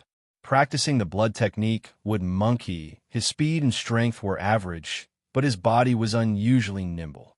Whoosh! Since the stab did not hit, Gray's ironwood sword changed from a stab to a slice in the direction where Silver was dodging. But Silver nimbly squatted down and dodged the horizontal slice of the ironwood sword again. He retreated in a half-crouch. But just as he retreated, Gray's sword had changed from a slice to a slice. The sword slashed towards the half-crouched Silver. Knowing that his opponent was nimble and good at dodging, Gray was naturally on guard. The long sword looked like it was slashing out fiercely, but in fact, it was holding back some of its power. When his opponent squatted down to dodge, he could immediately change from a slice to a slice. Gray's sword was too fast. This time, Silver could not dodge. He could only cross his daggers to block the slash. Bang! The dagger and sword collided. There was a metallic sound. Silver's expression suddenly changed. The force that came from the dagger was beyond his imagination. His hands were actually slightly numb from the shock. Although Gray didn't use Hanhu's special ability, he still used the Wind Wolf's maximum strength, which was the strength he could muster without Hanhu's special ability. This level of power had already surpassed AI LFO's. After all, AI LFO's blood technique was nothing special in terms of power. With both hands numb, Alfred quickly retreated and then moved to the side, dodging Gray's follow-up sword. But Gray's sword did not give up. With the advantage of speed, Gray was always able to catch up to Alfred. Bang, bang, bang. After blocking Gray's attacks 3 times in a row, Silver's hands were numb. Originally, He wanted to stall for time like he did with Xiao Li and exhaust Gray's stamina. But obviously, this method did not have much effect in front of Gray. If he continued like this, he would probably be defeated soon. So, he decided to counterattack and see if he could defeat Gray. Even if he couldn't, he would use an intense battle to exhaust Gray's stamina. He roared and poured the power of blood into his body, making his body abnormally agile. Not only that, but his hands were also filled with the power of blood. Although the increase in strength was not obvious, it still increased his strength to a certain extent. Whoosh! Instead of retreating, he advanced and pounced at Gray. Gray stabbed with his sword but was blocked by one of his daggers. He nimbly moved to the side and slid a step forward. The other dagger went straight for Gray's chest. Slap, slap, slap. Gray retreated and dodged, but Silver was in hot pursuit. His fighting style was extremely fierce, completely different from before. His body was extremely agile, allowing him to block Gray's attacks with extreme precision. Every time Gray swung his sword, he would use his dagger to accurately block it. On the other hand, the blood force that had been infused into his arms had increased his strength by a large margin. He was now on par with Gray. Unless Gray was willing to use the Frost Tiger's strength, he would no longer be able to suppress him in terms of strength. However, his attacks consumed a lot of the power of blood. After attacking Gray repeatedly, the power of blood was finally exhausted. Gray, on the other hand, was able to withstand the opponent's continuous attacks and was not defeated. Whoosh! Gray had been paying attention to his opponent's situation. Seeing that his opponent's power of blood was exhausted, he rushed forward without hesitation and slashed with his sword. Bang! With one slash, Silver was directly forced back. Without the power of blood to increase his strength, he could no longer block Gray's sword. Bang! Bang! Bang! This time, it was Gray's turn to pursue him. He caught up with Silver in 2 steps and slashed again and again. Silver used his daggers to block, but his hands were getting numb. After blocking 3 times in a row, bang! Gray seized the opportunity when his hands were numb and slowed down to slash his stomach. His face twitched in pain, and he slid back with his body bent. Whoosh! Gray poured the power of blood into his legs, and his legs suddenly swelled up. He stomped on the ground and approached Silver again. Before Silver could react, he slashed his sword at Silver's stomach again. Bang! This time, Silver was directly sent flying by this slash and fell outside the fighting ring. Phew! After defeating Silver with a series of attacks, Gray panted heavily. If a person wanted to defeat 2 people of the same level, just the physical strength alone was a huge test. Therefore, Gray kept attacking as soon as he entered the ring, wanting to defeat Silver in the shortest time possible. Even so, he still used up a lot of physical strength. After all, the more intense the battle, the faster one's physical strength was used up. Overall, compared to fighting Silver for a long time before defeating him, he used up a lot less physical strength. That's great, Brother One. Seeing that Gray defeated Silver, Sarah jumped in joy. However, Viscount Fergus, Bernal, Caroline, and Elise frowned. Although it did not take much time to defeat Silver, it was still an intense battle. Gray must have used up a lot of physical strength. Moreover, they were most worried about Gray's remaining power of blood. In the battle just now, Gray had used the power of blood several times to increase the strength of his arms. After yesterday's battle, the power of blood had not fully recovered. Now, Gray's power of blood was probably used up.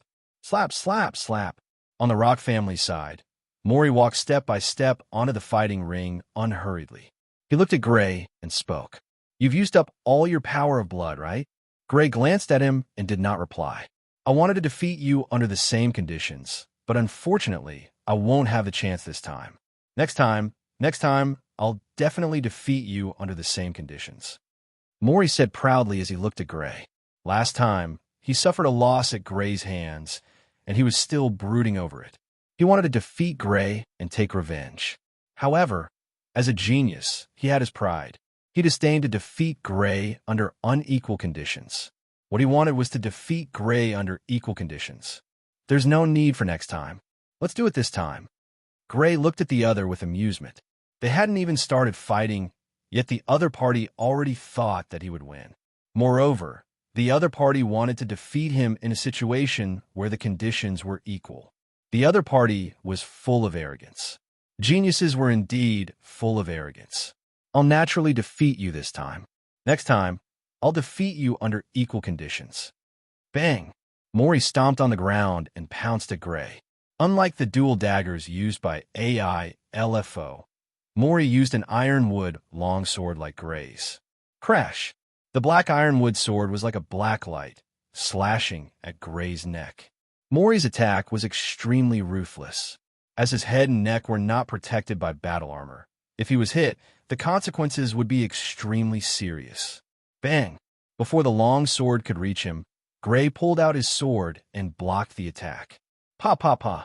After the long swords collided, they quickly separated. Both of them could not help but take 3 steps back. You really don't have any power of blood left. Although he was also pushed back, Mori's eyes lit up. With his terrifying agility, he stabilized his body faster than Gray and pounced at Gray again. Whoosh! Mori's longsword stabbed straight at Gray's chest. Although the sword in his hand did not have a blade, and he was protected by battle armor, if he was stabbed, the injury would definitely be more serious than a slash. Whoosh!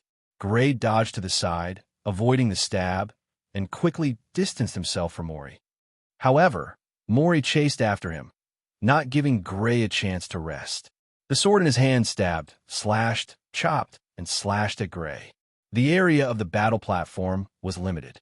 Gray could not leave the area of the battle platform.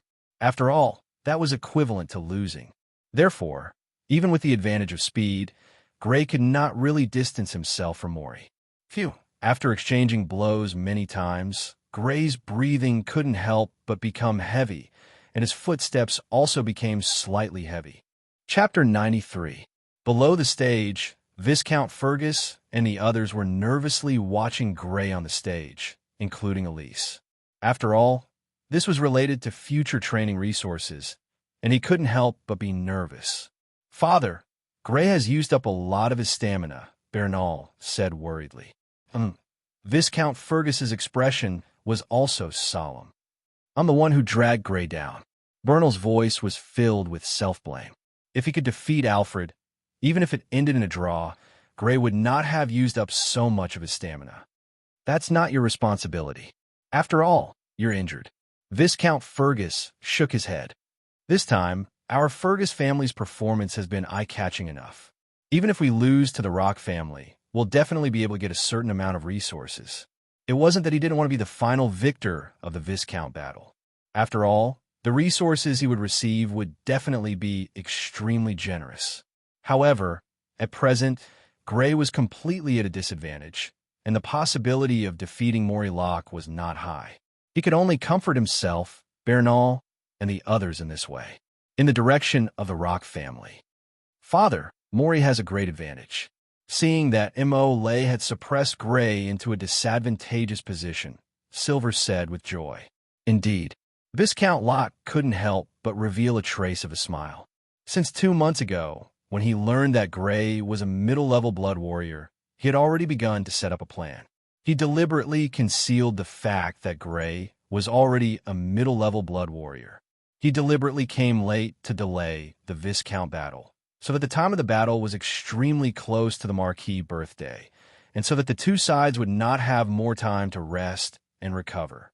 He challenged the Bessemer family, led the Richens family to challenge the Fergus family, and caused both families to suffer losses. He challenged the Fergus family when they were not in peak condition. It could be said that everything was within his calculations. Now that he had finally reached the final step, he only needed to defeat the Fergus family to immediately become the biggest winner of the battle of the 6 Viscounts, and let the Rock family reap a lot of benefits. It's a little boring to defeat you like this. On the platform, Mo Lay's expression was proud and aloof. He looked at Gray, who was panting with regret. As a genius, he was full of confidence. Under the same conditions, he did not think that he would lose to anyone. Therefore, what he wanted more was to fight Gray under the same circumstances, and not to defeat Gray in a battle of attrition like what he was doing now. However, since it was related to the family's interests, he could only put down his pride for the time being. Pung! He stomped on the ground and dashed towards Gray, not giving Gray a chance to catch his breath. Pouncing in front of Gray, the power of blood poured into his body and arms. His body became more agile, and the strength of his arms became stronger. Whoosh! He easily twisted his body and dodged Gray's sword. The long sword in his hand carried an even stronger gust of wind than before as it slashed towards Gray. Whoosh! Gray quickly moved to the right and dodged the slash. However, in the next moment, a sword followed him like a shadow and chased after him. With the enhancement of the power of blood, Lay's body became extremely agile. Although it did not increase his movement speed, it made his reaction speed extremely fast. With this terrifying reaction speed, the moment the long sword was dodged, he had already reacted and made a response. He took a step to the right and slashed at Gray, who had appeared on his right. Whoosh! The black ironwood long sword was getting closer and closer to Gray. It looked like it was about to hit Gray. However, in the next moment, whoosh!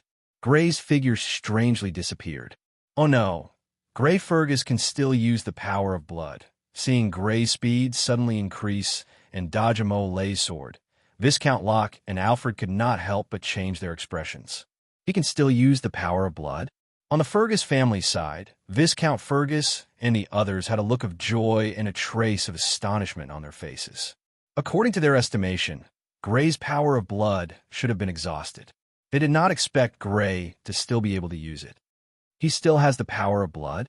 The eyes of the spectating families could not help but brighten. They originally thought that the outcome was already decided and that the rest of the battle would be very boring. They did not expect such an unforeseen event. Whoosh! When Gray appeared again, he was already behind Lay. The ironwood sword in his hand slashed towards the back of Lay's neck without hesitation. Bang! Clap, clap, clap! The ironwood sword that slashed towards the back of Lay's neck was blocked by Lay hurriedly turning around. However, it was a hasty move after all, and the force from the sword was not weak. Lay was directly shaken back. You can still use the power of blood? After being shaken back by Gray, Lay looked at Gray with surprise in his eyes. According to his estimation, before the battle, Gray's power of blood should have only recovered by half. After the previous battle, it should have been exhausted. However, what was going on now? Whoosh! Gray did not answer. The power of blood poured into his legs. His legs suddenly swelled up and his figure disappeared again. In yesterday's battle, the consumption of his power of blood was not as great as expected. Everyone thought that he had used the power of blood to increase his strength. However, in reality, that was not the case. In order to not cause any abnormalities, he did not even completely reveal the power he had obtained from consuming Hanhu's blood. Naturally, it was impossible for him to use the power of blood to increase his strength. When Gray appeared again, he was already on the left side of Lay, who had been shaken back and had not yet stabilized himself. The longsword whistled and slashed out quickly. Bang! The power of blood poured into his body and into the hand that was holding the sword. His body's reaction speed became extremely fast, and the strength of the hand holding the sword also increased. Lay swung his ironwood sword to the left and blocked the sword.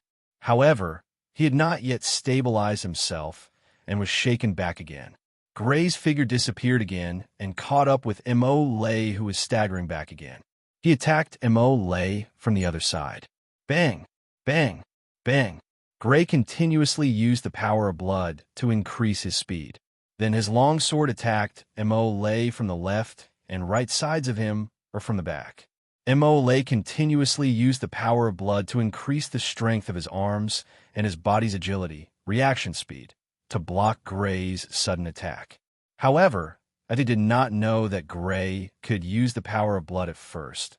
Gray, who had suddenly used the power of blood to increase his speed, took the initiative and chased after him relentlessly. There was no time for him to regroup at all. He was like a lone boat in the middle of the ocean, forced back by Gray's attacks, sometimes to the left, sometimes to the right. Bang! Gray's continuous attacks finally tore apart the defense formed by Mo Lei's sword and slashed at Mo Lei's waist. Bang! Chapter 94. Defeated Mori. Defeated? Looking at Mori with a sword on his neck, Elford's expression was slightly sluggish. Although he already had a bad feeling when he saw that Gray could still use blood force, he still couldn't help but be shocked when Mori was really defeated. Viscount Locke's expression changed again and again. He could no longer maintain his usual smile. Mori's defeat was beyond his expectations. What was even more unexpected was that Gray could still use blood force, and he did it several times consecutively. This was completely out of his expectations. Is it a potion, or is his recovery speed extraordinary? After blood force was exhausted, it would normally take about 2 days to fully recover. Based on Gray Fergus's condition yesterday, before the battle, Gray Fergus's blood force should have only recovered by half. But now, it seemed that his blood force had fully recovered. There were only 2 possibilities for such a situation to occur. The first was that the Fergus family had obtained a precious potion from somewhere that could restore the power of blood and had given it to Gray Fergus. The second was that his body's recovery speed was extremely fast. Father, isn't Gray's blood force recovering too quickly? Looking at the victorious Gray, Bernal was pleasantly surprised at first, but then he asked doubtfully. Yes, it's indeed much faster than normal. He actually recovered in a day. Fergus was also slightly surprised and surprised. Viscount Locke guessed that Gray might have taken a potion that could restore blood force, or that his recovery speed was extraordinary. However, they knew that Gray didn't take any potions, so there was only one conclusion. Gray's recovery speed was extraordinary. How could this be? Hearing the conversation between the two, Elise was puzzled and asked, "It should be a bloodline mutation." The one who answered was Caroline. She raised her delicate eyebrows and said, "Bloodline mutation?" Elise looked at Caroline in confusion. This was the first time she had heard of a bloodline mutation. Not only him, but Bernal, Sarah, and Madame de Milan also looked over. Obviously, they had never heard of bloodline mutation. On the other hand, Viscount Fergus looked calm. He should have known. Seeing that everyone was looking at her, Caroline explained. Among the blood fiends, some blood fiends are born with certain characteristics that are different from others. For example, they have greater endurance, greater strength, and faster speed. Gray's blood fiend bloodline must have undergone a similar mutation. His blood energy recovers faster than others of his kind. That's why Gray's blood energy recovers faster than us. Sister Caroline, according to what you said, isn't the mutated bloodline stronger than the ordinary bloodline? Sarah's eyes lit up as she asked. She had not implanted a bloodline yet. If she had the chance to implant a mutated bloodline in the future, wouldn't it be powerful? Not necessarily. Some mutations will weaken the original ability. The key is still the direction of the mutation. For example, the bloodline mutation in Gray's body is a mutation in a good direction. Caroline shook her head. I lost. With a sword on his neck, Mo Lei's eyes were filled with despair. He should have won the battle, but he lost. He found it hard to accept this result. If the conditions were equal, it would be fine if he was defeated by Gray. Although he still felt bad, he could still accept it. But in this battle, Gray had already fought before the battle with him and had used up a lot of energy. Under such circumstances, he was still defeated. This was really hard for him to accept. Huff, huff, panting heavily, Gray put away the ironwood sword. He glanced at Mo Lei, who was obviously shocked, and shook his head. Mo Lei's strength was not weak, and his combat skills were also very rich. In terms of combat power, he was even above AI LFO. His title as a genius was definitely not exaggerated. Although he did not use Hanhu's strength characteristic, he had used all his other abilities, such as his combat talent. In addition, his blood force was not exhausted as Mo Lei had expected. His speed suddenly soared and caught Mo Lei off guard. Even so, it was still difficult to defeat him. It was clear that Mo Lei's combat power was not weak. To be honest, Mo Lei had lost because of his carelessness. If Mo Lei had been more cautious and used a prolonged battle to slowly exhaust his energy, he would have had to use Hanhu's strength characteristic to defeat him. Fortunately, Mo Lei had been careless and avoided using Hanhu's strength characteristic. Although he had already thought of an explanation for his strength being stronger than Bernal, who was at the same level as him, he did not want to let others know unless it was absolutely necessary. On one hand, it was too ostentatious. A middle-level blood warrior who was not even 17 years old was already very eye-catching. If he had a strength mutation, it would be even more eye-catching. On the other hand, he also wanted to keep something like a trump card to deal with unexpected situations. This world was too dangerous. The more trump cards one had, the better. At a critical moment, they could play a role in saving one's life. But with my sudden outburst of blood force, Bernal and the others will probably think that my blood force recovers faster than normal people. Fortunately, only they can guess this. That definitely won't tell anyone else, and everyone else will probably think that I took a potion to recover blood force beforehand. At this thought, Gray relaxed. Even if he did not mention it, Viscount Fergus would definitely tell everyone not to spread the news. Around the stage, the members of the barons, viscounts, counts, and even the spectating members of the Sidney clan couldn't help but reveal strange and surprised expressions when they saw Gray emerge victorious. The final victor of the battle between the 6 viscounts was actually the Fergus family. This was something they had not expected before coming to Sidney Castle. The winner is actually the Fergus family.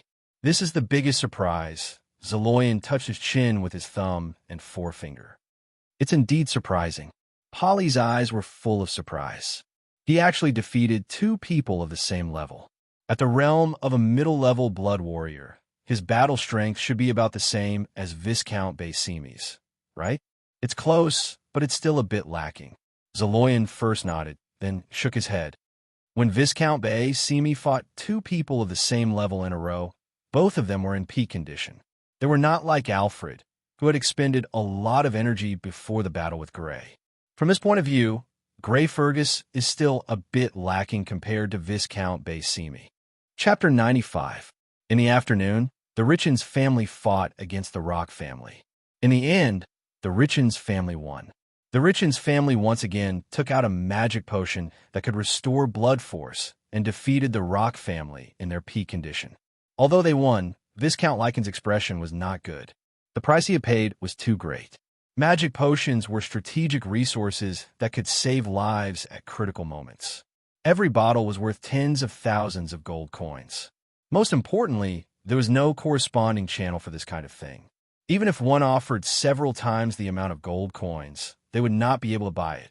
The Richens family was only able to buy a few bottles because they were valued by the Sidney family. Originally, they wanted to make full use of it to save their lives on the battlefield and gain merit.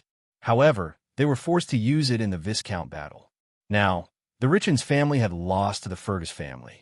It was unknown if the Sidney family would still buy the Richens family a share in the future. After watching the battle, Viscount Fergus brought Gray and the others back to the living room. The Viscount battle is over. Viscount Fergus let out a sigh of relief with a smile on his face. Without a doubt, the biggest winner of this battle was the Fergus family. It was no wonder that he was in such a good mood. Father, this time, our Fergus family defeated the Richens and Rock family and won first place. The resources we received should be comparable to the Richens family, right? Bernal said excitedly. A large increase is certain, but it's not likely to be comparable to the Richens family. Viscount Fergus shook his head. The Richens family has a large share of resources because they won first place in the Viscount battle many times. After all, the Fergus family only won first place in the Viscount battle once. In terms of resources, there should be a gap between them and the Richens family. However, as long as you can win first place a few more times, the Fergus family will one day catch up to or even surpass the Richens family. Father, do you think we can get the magic potion quota this time? Gray asked with a hint of joy on his face.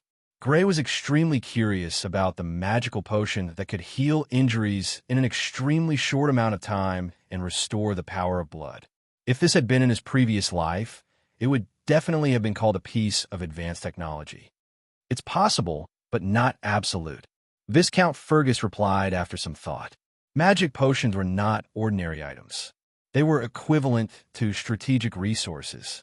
Although the Fergus family had won first place in the Viscount battle, it was uncertain whether they would be able to obtain a share of the purchase. Brother, isn't the magic potion very valuable? Seeing that both Gray and Viscount Fergus valued the potions, Sarah couldn't help but tug at Gray's hand and ask curiously. Yes, it's very valuable. Any random potion can sell for a few thousand gold coins. Gray nodded. In fact, a potion that was worth a few thousand gold coins was only the lowest level of magic potions. Higher-level magic potions could even be worth tens of thousands or hundreds of thousands of gold coins. There were even some magic potions that couldn't be measured in gold coins. If one really wanted to obtain them, they could only be obtained by bartering with a potion master. It could be sold for so much money, Sarah's saliva was about to flow out. She was probably thinking about how many crispy candies she could buy with a few thousand gold coins. Looking at her in amusement, Gray looked at Viscount Fergus and asked, Father, does the Sidney family have a potion master? Yes, there is one, but this person rarely shows himself. I've only heard of him, but never seen him. Viscount Fergus nodded. As expected, Gray's face showed that he had expected it. Since the Sidney family could sell a limited amount of magic potions to a family like the Richens family, they must have a stable source of magic potions. The biggest possibility was that they had a potion master who could refine magic potions. There really is one. Bernal's face showed surprise. He also had some guesses about the Sidney family having a potion master. Anyone who can become a potion master is not an ordinary person. I really want to meet this potion master, Gray sighed slightly. A potion master was rarer than a weapon master. The reason why it was so rare was because it was too difficult to train a potion master. In this world, there were many more types of medicinal herbs than in his previous world. Not only did it include plants, but it also included some body tissues from animals and blood fiends. The two added together was enough to reach 100,000. To memorize these medicinal herbs and their medicinal properties was already an extremely large project. To memorize the changes in the medicinal properties of these medicinal herbs after they were mixed was an even larger project. Without an extraordinary memory, it was impossible to do it. Recording the medicinal properties of these hundreds of thousands of medicinal herbs was only the initial requirement. Apart from that, an extremely large amount of resources would be needed for experiments and practice, especially the mana herbs needed for the magic potion, which were extremely expensive. Therefore, it was extremely difficult for every potion master to be produced. When he first read about potion masters in books, Gray had thought about becoming a potion master. After all, if he could become a potion master, he would have all the resources he needed in the future. However, after considering the practical situation, he could only give up. He did not have the ability to remember everything he saw, and the Fergus family did not have the financial resources to train a potion master. There might be a chance this time, Viscount Fergus said with a smile. If it was a normal banquet, it would be fine. However, this was Marquis Sidney's 50th birthday banquet, and he would probably attend. Of course, this was not absolute. People who could have extremely high attainments in alchemy and become a potion master generally had a rather unique personality. If he was unwilling, he would probably not even give face to Marquis Sidney. Bang, bang, bang. Just as they were talking, there was a knock on the door. Lord Viscount. It was accompanied by a woman's voice. It was one of the maids in this residence. What's the matter? Viscount Fergus asked. Lord Viscount, Steward Hanson is here. Gray and the others followed Viscount Fergus to the hall and saw a man in a steward's uniform in the hall.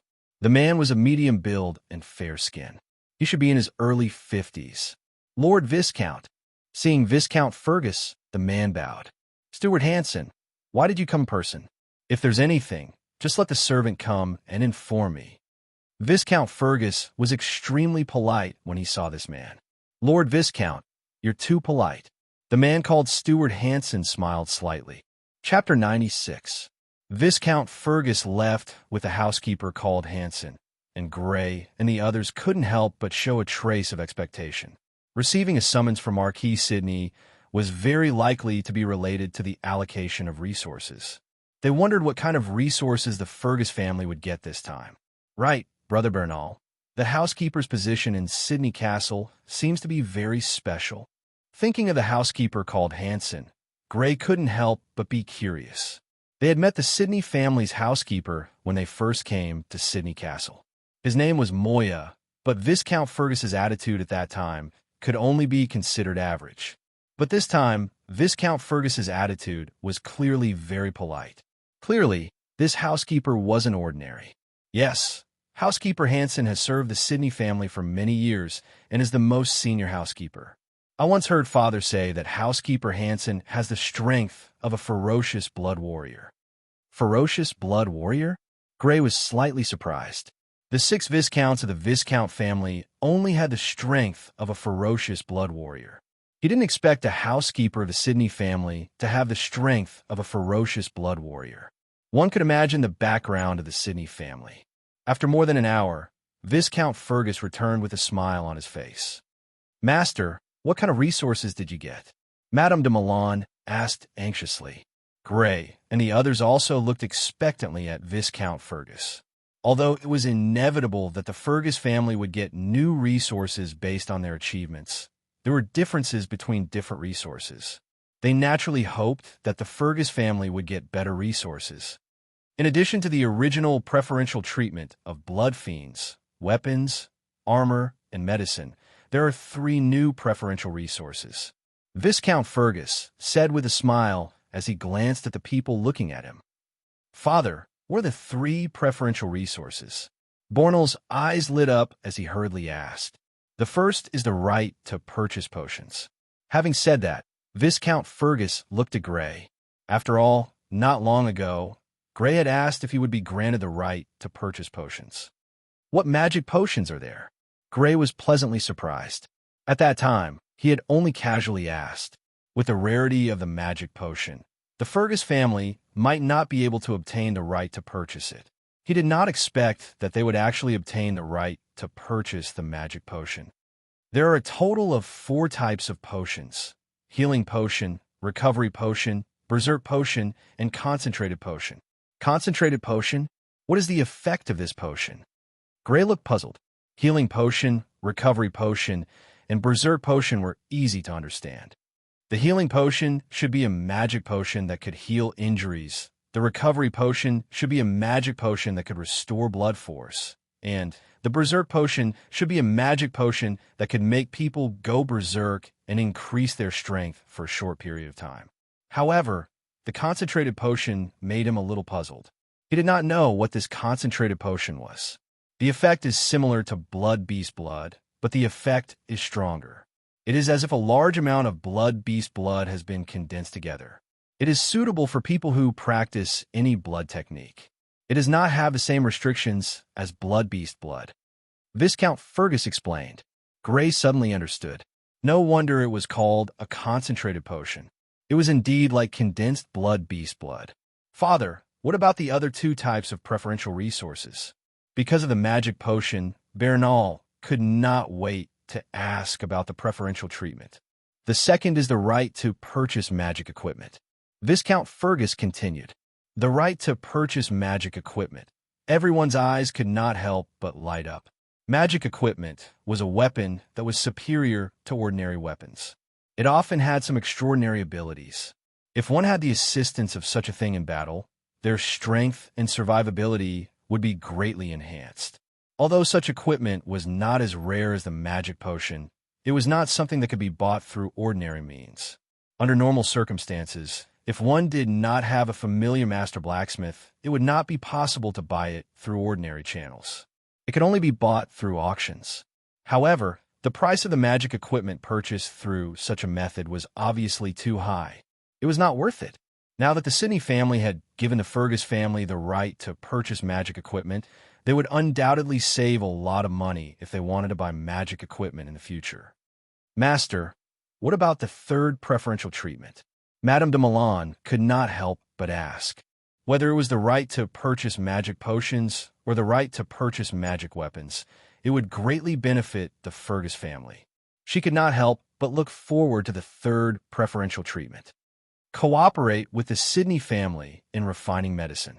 We will collect the herbs, and the Sydney family will provide the pharmacists to refine and sell the finished products. Viscount Fergus smiled strangely. Cooperate with the Sydney family in refining medicine? Isn't this originally belonging to the Richens family? Bernal's face was filled with shock. The Sydney family naturally had more than one pharmacist. Although they did not have a second master blacksmith, they had several pharmacists. These pharmacists were able to refine many medicines for the Sydney family every year. The Richens family had obtained the right to provide the herbs, earning them tens of thousands of gold coins every year. The Richens family's right to participate has been revoked. Viscount Fergus smiled. The Sydney Marquis family was a large noble family. Naturally, it was impossible for them to not be able to collect the herbs. In a way, letting the nobles in their territory be responsible for collecting the herbs was a kind of preferential treatment from the Sydney family. Now, because of the Fergus family's performance in this battle, this preferential treatment was transferred from the Richens family to the Fergus family. When Viscount Fergus returned to his residence with a smile, Viscount Likens returned with a gloomy expression. Marquis Sydney did not summon the 6 Viscounts individually. Instead, he gathered the 6 Viscounts together and announced the distribution of resources to the 6 Viscount families. Among the 6 Viscount clans, it was very transparent as to which clan had received some preferential treatment and which clan had received some preferential treatment. For the Richens family, who did not win first place in the Viscount battle like in previous years, the result was obvious. "Father, how is it?" Seeing Viscount Likens' ugly expression, Clifford asked carefully. "The qualification to cooperate with the Sydney family in refining medicine has been revoked." After a while, Viscount Likens said with a gloomy expression, "The qualification to cooperate in refining medicine has been revoked?" Hearing Viscount Likens' words, Clifford's expression instantly turned ugly. The annual income from the cooperation with the Sydney family was higher than the territory's taxes. It had always been a huge pillar of their territory's income. Now that it had been revoked, it could be said to be an extremely huge loss for the Richens family. How could this be? Just because we lost first place in the Viscount battle, our Richens family's qualification to cooperate in refining medicine has been revoked? Timothy's expression was also ugly. Losing the qualification to cooperate in refining medicine, the Richens family would lose at least tens of thousands of gold coins every year. The loss could not be said to be small. "Father, who does the qualification to cooperate in refining medicine belong to now?" "The Fergus family." Viscount Likens' eyes were cold as he said, "What? It's the Fergus family?" Clifford frowned deeply. "Father, it is reasonable to say that the Fergus family only won first place in the Viscount battle once, and should not receive such preferential treatment from the Sydney family." "Humph. They have taken a fancy to the Fergus family's potential." Viscount Likens' eyes were filled with dissatisfaction towards the Sydney family. Chapter 97. On the day of the Marquis' birthday banquet. It was a huge banquet hall with an area of several thousand square meters. There were 5 identical rune lamps hanging from the ceiling, and the floor was covered with a red cashmere carpet. The surrounding walls and pillars were pure white, with beautiful patterns and all sorts of decorations on them. Tables covered with white tablecloths had all sorts of delicacies and drinks on them. Around them were maids in maid uniforms. Men and women in formal attire walked into the banquet hall in groups of 3 to 5, including the 7 members of the Fergus family. Gray wore a formal attire that was mainly white with yellow embellishments, and had the Fergus family's emblem on the sleeves. There were colorful feathers on the shoulders of the formal attire, and a large white bow tie was tied with a ribbon around the neck. Viscount Fergus, Bernal, and Elise wore similar formal attires, showing off their nobility and elegance. Madame de Milan, Caroline, and Sarah wore dresses of different styles and colors. Madame de Milan wore a purple low-cut dress, a purple gem necklace around her neck, and a pair of diamond-studded gold earrings on her ears. She was full of the aura of a noblewoman. Caroline wore a light blue dress, revealing her ample bosom and slender waist, showing off her excellent figure. Sarah, on the other hand, was wearing a beautiful white dress. She looked like a white flower that was about to bloom. Viscount Fergus, Madame de Milan. The group walked into the banquet hall, and nobles immediately came up to greet them. The Fergus family had shone brightly in this year's Viscount battle, taking first place in one fell swoop. This surprised many nobles and, at the same time, made them want to befriend the Fergus family. Baron Grimm, Madame Maggie, Baron Beck, Madame Alma. Viscount Fergus did not reject any of these expressions of goodwill and politely responded to them one by one. "It's an honor to meet you, Uncle Givo. It's an honor to meet you, Uncle Dreiser." As a famous genius in the Viscount competition, Gray was not neglected. Therefore, Gray politely responded to their greetings. The Fergus family had hired an etiquette teacher to teach them how to respond in this kind of situation. Although Gray wasn't very familiar with it, he still behaved appropriately. As time passed, more and more aristocratic families arrived. The Bismayer family, the Shelley family, the Ford family.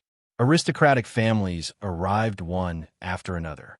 The men were dressed in formal attire, showing off their elegance, while the women were dressed in long skirts, beautiful and elegant. The atmosphere in the banquet hall became extremely lively. At this moment, a group of 5 people walked into the banquet hall, immediately attracting the attention of everyone in the hall. Of the 5 people, 2 were at the front and 3 were at the back. A man and a woman were at the front. The man was wearing a yellow suit and had blonde hair. There were some wrinkles on his face, and he had an elegant aura. He was Marquis Walker Sidney. The woman had long black hair. She was wearing a long black skirt and a huge gemstone necklace around her neck. She was graceful and luxurious. Although she had taken good care of herself, it was not difficult to tell from some details that she was not young. She was Marquis Jatina. The 3 people behind them, 2 men and 1 woman, were all very young. On the left, the oldest young man was wearing a white suit. He was handsome and dashing. He was the Marquis' eldest son, Zeloyan. In the middle, a young man about 20 years old was wearing a beige suit. He was also handsome, but there was a hint of arrogance in his handsomeness. He was the Marquis' second son, Marnell. On the right, a young girl about 17 years old was wearing a blue and white dress. Her blonde hair was tied up behind her head. She was the Marquis' daughter, Polly. "This is Marquis Sidney."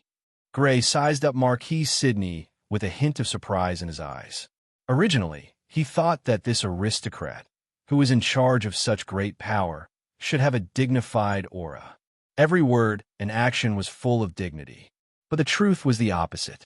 There was no dignified aura on him. He only had an elegant temperament that had been influenced by books for a long time.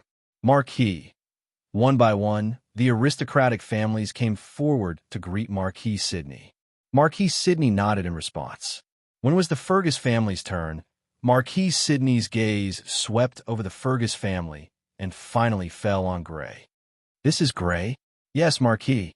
This is my son, Gray," Viscount Fergus hurriedly said. "Greetings, Marquis." Gray also bowed. "Not bad. He's already a middle-rank blood warrior at such a young age." Marquis Sidney smiled slightly with some praise on his face. "Marquis, you flatter me." Having received Marquis Sidney's praise, Viscount Fergus was even happier than Gray, his face full of smiles. After greeting each other, the Fergus family took their leave and sat down at a table to rest for the time being. "Brother, Marquis Sidney praised you just now." Sarah looked at Gray with pleasant surprise. Gray smiled. He didn't take Marquis Sidney's praise too seriously. If he really thought that he was highly valued by Marquis Sidney because of a word of praise, then he was really too full of himself. A middle-rank blood warrior under the age of 17 was extremely outstanding in the Viscount family, but in the Marquis family, it was just SOSO. The Marquis' eldest son, Serene, became a middle-rank blood warrior at the age of 16 and an upper-rank blood warrior at the age of 17. Gray becoming a middle-rank blood warrior under the age of 17 surprised Marquis Sidney, but he definitely didn't think too highly of him. Because he was still underage, Gray couldn't drink alcohol for the time being. He picked up a cup of fruit and took a sip. Immediately, his mouth was filled with sourness and sweetness. He picked up a soft pastry with a silver fork and bit into it. His eyes immediately lit up. The pastry was filled with sweet sauce made of cream. When he bit into it, the milky aroma overflowed with just the right amount of sweetness. It was obvious that both the fruit juice and the pastry were meticulously made by the castle's chef. This person, while eating the delicacies of Sydney Castle, Gray's gaze scanned the banquet hall. Soon, his gaze fell on a person. This was a man with mottled hair and a rather aged face. He should be at least in his early 50s. The reason why his gaze fell on this man was because this man occupied a table by himself, and there was no companion beside him. This was very rare in this banquet hall. After all, those who attended the banquet were all noble families. Naturally, there was more than one person in a family. It was the first time he saw someone sitting alone like this man. Shaking his head, Gray prepared to look away. Although he was a little curious about this man's identity, he wasn't going to stare at him all the time. However, just as he was about to shift his gaze away, he saw a figure walking toward the table where this man was sitting. The figure was wearing a long blue and white dress. She was tall and slender, and her blonde hair was tied up behind her head. It was the Marquis' daughter, Polly. She walked to the table, greeted the man, and sat next to him. Because they were too far away and the banquet hall was too noisy, Gray didn't hear how she addressed the man. However, from her expression, he could clearly feel her respect for the man. A person who can make the Marquis' daughter treat him with respect. Gray could not help but become more and more curious about this man's identity. Alone, and someone who can make the Marquis' daughter treat him with respect. Suddenly, Gray's thoughts paused. This was because at this moment, the man suddenly turned around and looked at him. There was a lazy look on his face, but his eyes were extremely sharp. Chapter 98. He's able to sense my gaze. Could it be that this person's strength is stronger than Viscount Fergus? Gray sucked in a breath of cold air, secretly shocked by the man's strength. In a book in the family's library, it was recorded that powerful blood warriors were able to sense the gaze of others. For this reason, he had once tried it on Viscount Fergus, secretly watching Viscount Fergus from behind. However, he discovered that Viscount Fergus did not react to this kind of gaze. He did not know if Viscount Fergus was already used to his gaze, or if it was a blood warrior whose strength was not considered strong. But now, this person was able to sense his gaze, which meant that this person's strength was very likely to have surpassed Viscount Fergus.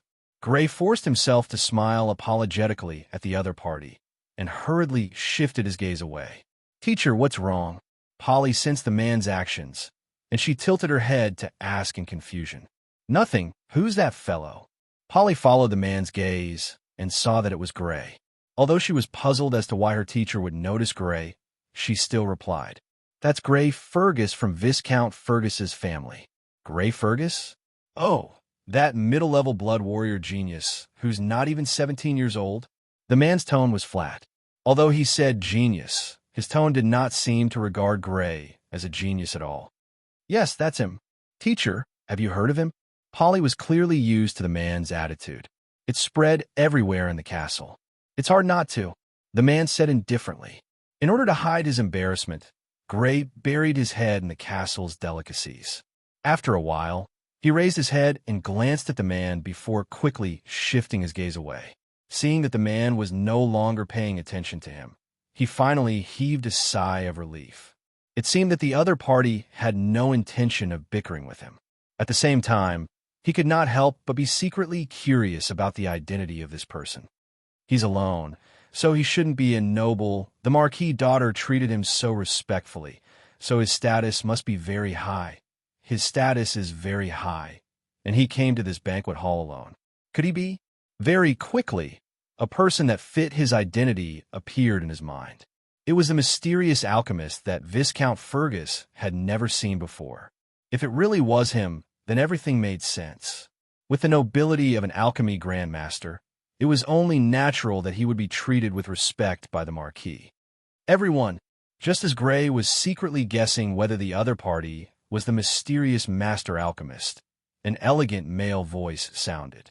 Gray looked up and saw Marquis Sydney, Marchioness Jatina, the Marquis' eldest son Zaloyan, and the Marquis, second son Mantle, all at the same table.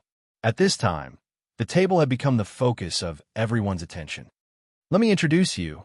This is Master Tulu. Master Tulu is a master alchemist worshipped by the Sidney family. He's also my daughter's teacher. Let's toast to Master Tulu. At this point, Marquis Sidney raised the crystal glass of red wine in his hand. When the noble families heard the introduction, they looked at the man called Master Tulu with eager eyes. When they saw Marquis Sidney raise his glass, they immediately stood up and raised their glasses. Master Alchemist, this was a master alchemist. If they could please him, wouldn't it be easy to get potions? Following Viscount Fergus, Gray also stood up with a glass, but his glass was filled with fruit juice. In this world, people under the age of 18 were not allowed to drink alcohol before the coming-of-age ceremony.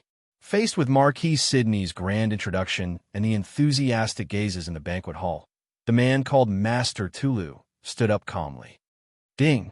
He raised his glass and clinked it with Marquis Sidney's, drank a mouthful, and immediately sat down again. Indifference, extreme indifference. Marquis Sidney didn't care about the other party's perfunctory attitude. He was obviously used to it. He raised his glass and smiled at everyone, drank the red wine in one gulp, and then led the Sidney family to sit at the table. He really is a master alchemist.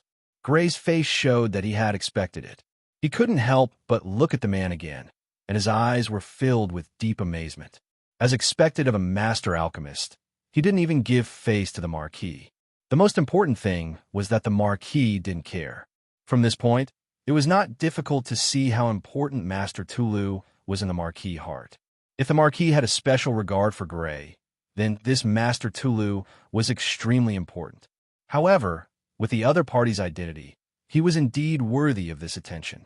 Master alchemists could refine potions, and they were extremely rare even in the entire Purple Moon Kingdom.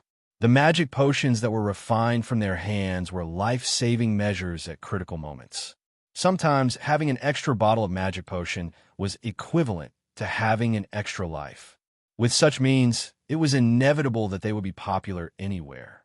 No noble would complain about having too many life-saving means. Even if they couldn't stay in the Sidney Marquis Dom, they would still be able to enjoy VIP treatment in another territory. Moreover, the potions refined by them weren't just life-saving means. Life-saving means were only one of the many abilities of the potions. Apart from that, there were too many other abilities. For example, rapidly increasing one's strength, slowing down aging, greatly increasing one's strength in a short period of time. While Gray was thinking, many nobles had already walked to the table where Marquis Sidney was sitting and greeted Master Tulu. However, they received a cold response. He didn't even give face to Marquis Sidney. So how could he give face to some small nobles? At the Fergus family's table, this Master Tulu's personality is really special. After observing for a while, Bernal said, he originally wanted to say that Tulu's personality was strange, but considering that even Marquis Sidney had to treat him with respect, he could only change the word strange to special. It is indeed special. Gray could naturally hear the hidden meaning in his words and couldn't help but smile. This Master Tulu was very similar to the eccentric scholars in his previous life who devoted themselves to research.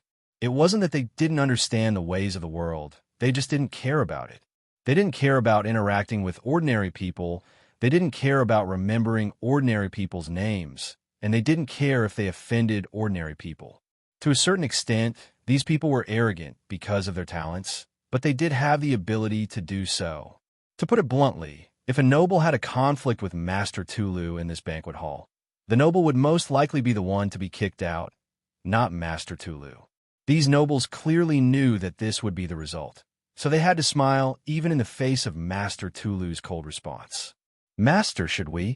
Seeing that the other families were defeated, Madame Milan looked at Viscount Fergus with slight hesitation. Viscount Fergus furrowed his brows and shook his head. Master Tulu doesn't seem to like being disturbed. Let's forget about it. Chapter 99. The next morning, the nobles began to leave Sidney Castle and return to their own territories. Fergus didn't leave with Gray's group immediately. Instead, he brought Gray and Bernal to Zaloyan. Under Zaloyan's lead, they arrived at a 3-story building in the castle. They entered the building and informed the servants of their intentions. Including Zaloyan, the 4 of them were led to a room. The room was filled with wooden cabinets, and there were many long tables in the center. On the tables were all sorts of crystal vessels and rune items of unknown use. Alchemy Master Tulu was casually sitting on a wooden chair. He didn't stand up to greet Gray and the other 3 at all. Beside him stood a young girl in a light blue dress. She was the Marquis daughter, Polly. Dura glanced at Fergus, Bernal, and Gray. When he saw Gray, he stopped and frowned. "Kid, I remember you. You're the guy who was staring at me yesterday. Why were you staring at me yesterday?" He wouldn't have cared if he didn't meet Gray, but since he did, he might as well ask. Gray was taken aback by Tulu's question. He thought that Tulu had already let the matter slide, but he didn't expect Tulu to bring it up again. "I saw something special about Master Duru, so I took a few more glances." "Something special? Ha, you have good eye, kid." Duru suddenly laughed when he heard Gray's answer. He took Gray's "something special" as a compliment. Good thing I didn't piss him off. Gray heaved a sigh of relief in his heart. In his previous life, people like this who had outstanding achievements in certain areas like to think of themselves as special existences. Gray also thought of this point, which was why he came up with this phrase. "Tell me, what potion do you want to buy?" Duru looked away from Gray and asked Fergus. The matter with Gray was over. Viscount Fergus didn't expect there to be such a conflict between the Master and Gray. Fortunately, the Master wasn't angry. Instead, he was in a good mood. He immediately replied, "Master Duru, I want to buy a self-healing potion, a recovery potion, a berserk potion, and a concentrated potion." There was no need to consider what potions he needed to buy. Since there was a share, he would naturally not let go of any of them. Even if he did not need them, he would definitely make a profit by selling them.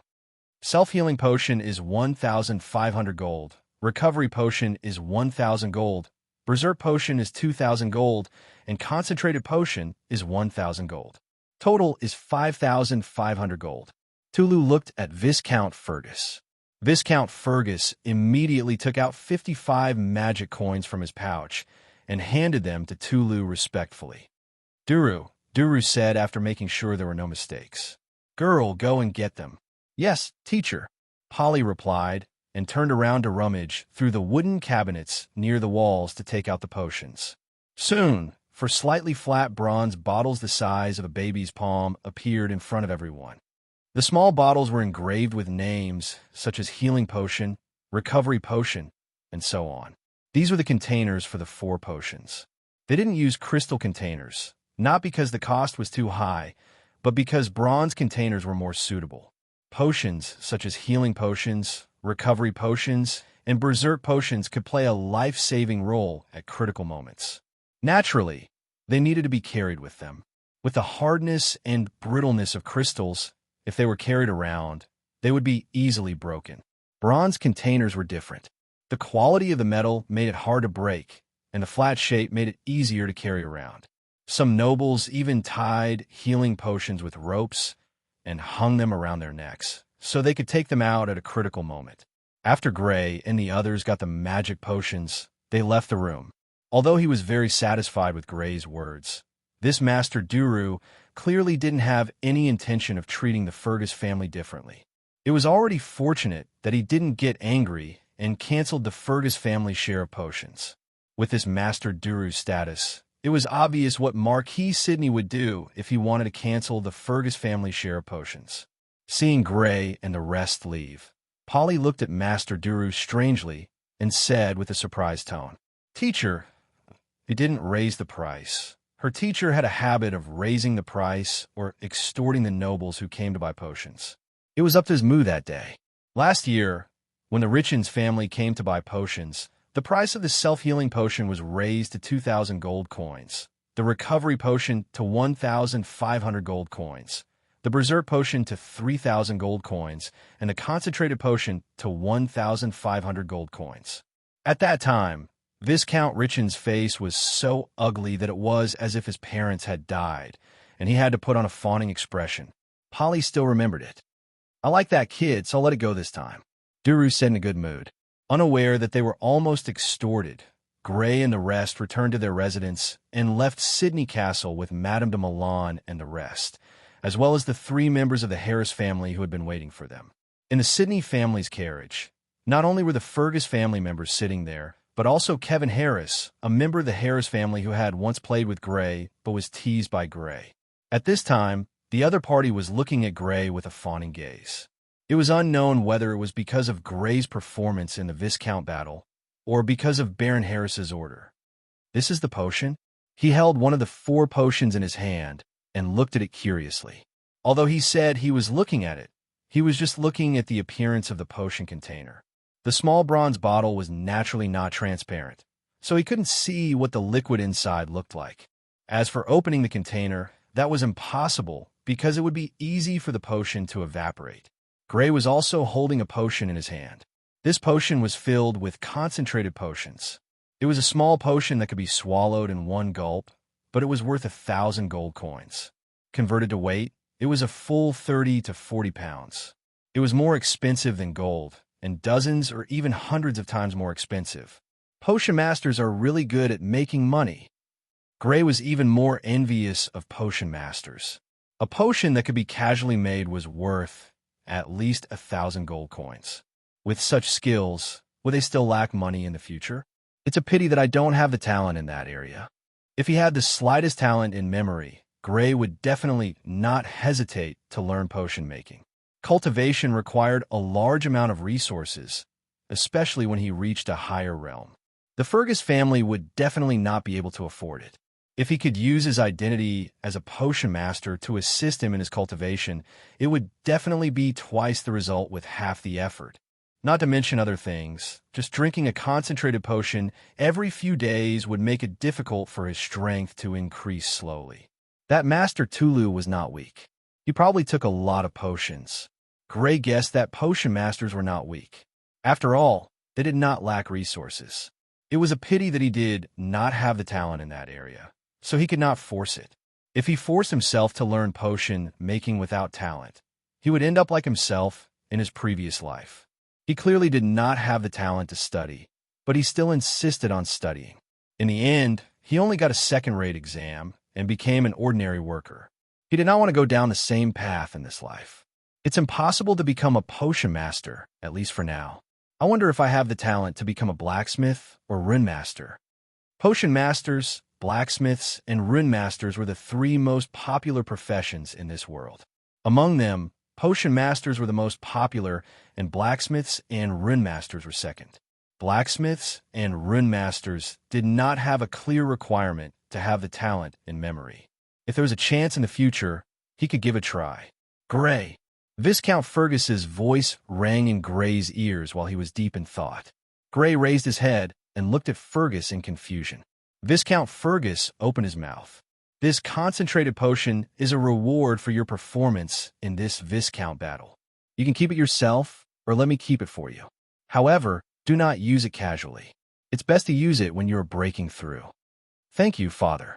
Gray was overjoyed and hurriedly put the concentrated potion into his leather pouch. It would be too inconvenient to leave the potion in Viscount Fergus' care. Moreover, he had some other ideas about the use of this concentrated potion. His strength should be able to become an upper-level blood warrior in a month at most. This speed of improvement was too fast, but he had to reveal this to Viscount Fergus. Viscount Fergus controlled the resources of the Fergus family. When he became a ferocious blood warrior in the future and needed to implant a higher-level bloodline or obtain the corresponding cultivation blood method, he would have to inform Viscount Fergus. Otherwise, it would affect his cultivation progress. This concentrated potion could, to a certain extent, conceal his rapid cultivation speed. Of course, even if he did not conceal it, Viscount Fergus would not do anything to him. After all, rapid cultivation speed was a good thing, not a bad thing. Viscount Fergus would probably be happy to know that he had quickly become an upper-level blood warrior. He would definitely ask him to keep it a secret to prevent the other Viscount families from finding out. Seeing Gray put the concentrated potion into the bag he carried with him, Bernal and Elise's eyes were full of envy, but they did not complain. This was because both of them knew that Gray had contributed the most to the Fergus family, being able to obtain first place in the battle for Viscounts and obtain a large amount of resources from the Sidney family. Viscount Fergus naturally took in the expressions in Bernal and Elise's eyes. However, there was only one concentrated potion. Whether it was in terms of contribution or potential, using it on Gray was the best choice. He coughed lightly and looked at Bernal and Elise. You two performed well in this battle. Bernal will be rewarded 300 gold coins. Elise will be rewarded 100 gold coins. Thank you, Father. Bernal's eyes lit up. Although 300 gold coins was much less than the concentrated potion, it was still an extremely high reward. Thank you, Father. Chapter 100. Snowflakes drifted down from the sky and danced in the air like fairies in the snow. The bone-chilling wind caused these fairies to flutter and float even more erratically. A thick layer of snow had piled up on top of the Fergus family castle. Looking from afar, the originally white stone Fergus castle looked like it was carved out of ice. In a room on the second floor, the fireplace was burning. The Fergus family members were all in a daze. The warmth in the room dispelled the cold outside. Everyone was drinking milk tea, eating pastries, and chatting idly. Their gazes were leisurely looking through the glass window at the fluttering snowflakes outside. There was glass manufacturing technology in this world, but the technology wasn't perfect and the colors weren't pure. Therefore, some containers that required pure colors would still use crystal containers. Places like the window that didn't have high requirements could be replaced with glass. Commoners hated winter because it was too cold. The thin clothes on their bodies weren't enough to keep them warm. They couldn't grow crops in winter, and their rations were decreasing by the day. But nobles were different. As nobles, they didn't need to worry about food and clothing in winter. They didn't need to worry about warmth in winter. The servants would prepare everything for them. Even their beds would be warmed up by the servants first. During this period of time, before Gray went to bed, Barbara would first warm his bed. Therefore, every time he slept, it was extremely warm. Therefore, they didn't hate winter as much as commoners. Instead, they felt that winter had its own unique flavor. When they were in the mood, they would even wear leather clothes lined with fur and go to the snow to build a few snowmen. These days, Sarah had built quite a few snowmen in the castle. Originally, Gray wasn't interested, but she forced him to build one. Little White, do you also want to go outside to play? Sarah sat while combing the fur of the Hanhu cub next to her. The Hanhu cub could no longer be called a cub. After a few months, the Hanhu cub had grown from the size of a house cat to the size of a large dog. Not including the tail, it was a meter long. Its body was tall and sturdy, and it had a strong head. It had a slightly naive appearance, which made it seem rather cute. Sister Caroline, brother Bernal, brother Elise, let's go out to play. Look, Little White also wants to go out to play. Perhaps it was an illusion, but when he heard Sarah call Hanhu Little White, the corner of Fergus's eyes twitched imperceptibly. All right, let's go. I heard that there are pheasants in the stables at the foot of the mountain. Let's see if we can catch a few for lunch. Bernal said with a smile. Pheasants? Gray's eyes lit up. His interest was immediately aroused. He was really interested in hunting. A.I. Lizzie also stood up. Clearly, he was also interested in hunting in the snow. You guys go, I won't go. Viscount Fergus and Madame Milan shook their heads slightly. They weren't too interested. Caroline, it's just you. Bernal looked at Caroline, who was holding a book, and said with a helpless tone. Seeing that everyone was looking at her, Caroline reluctantly closed the book and stood up. Thus, the group of 5 put on fur-lined leather jackets, trousers, and boots. They walked out of the castle and walked towards the stables at the foot of the mountain. Following them was Hanhu, whose body was as tall as a large dog. His feet stepped on the snow-covered ground, leaving soft footprints one after another. It was as if he was stepping on cotton. Soon, they arrived at the stables at the foot of the mountain. They refused the stable's manager's courteous offer to lead their horses and walked into the stables on foot. The stables provided pasture for the Fergus family's hundreds of horses. The range was naturally very wide. It was several miles long and wide. In the spring and summer, the pasture was extremely lush. Some of the lush areas were even as tall as a person. It attracted some pheasants to come and settle down. The snow was still falling, and the stables were covered in snow. The five of them walked as they talked and laughed. Woo-woo. Suddenly, Han-Hu, who was following beside them, whimpered immaturely. Then, it abruptly pounced in a certain direction. In that direction, a gray-furred thing the size of a rubber ball that was originally motionless began to move. It made a cluck sound similar to a chicken's, but it was slightly different. Pheasant. It's a pheasant. Sarah's eyes lit up as she chased after Han-Hu.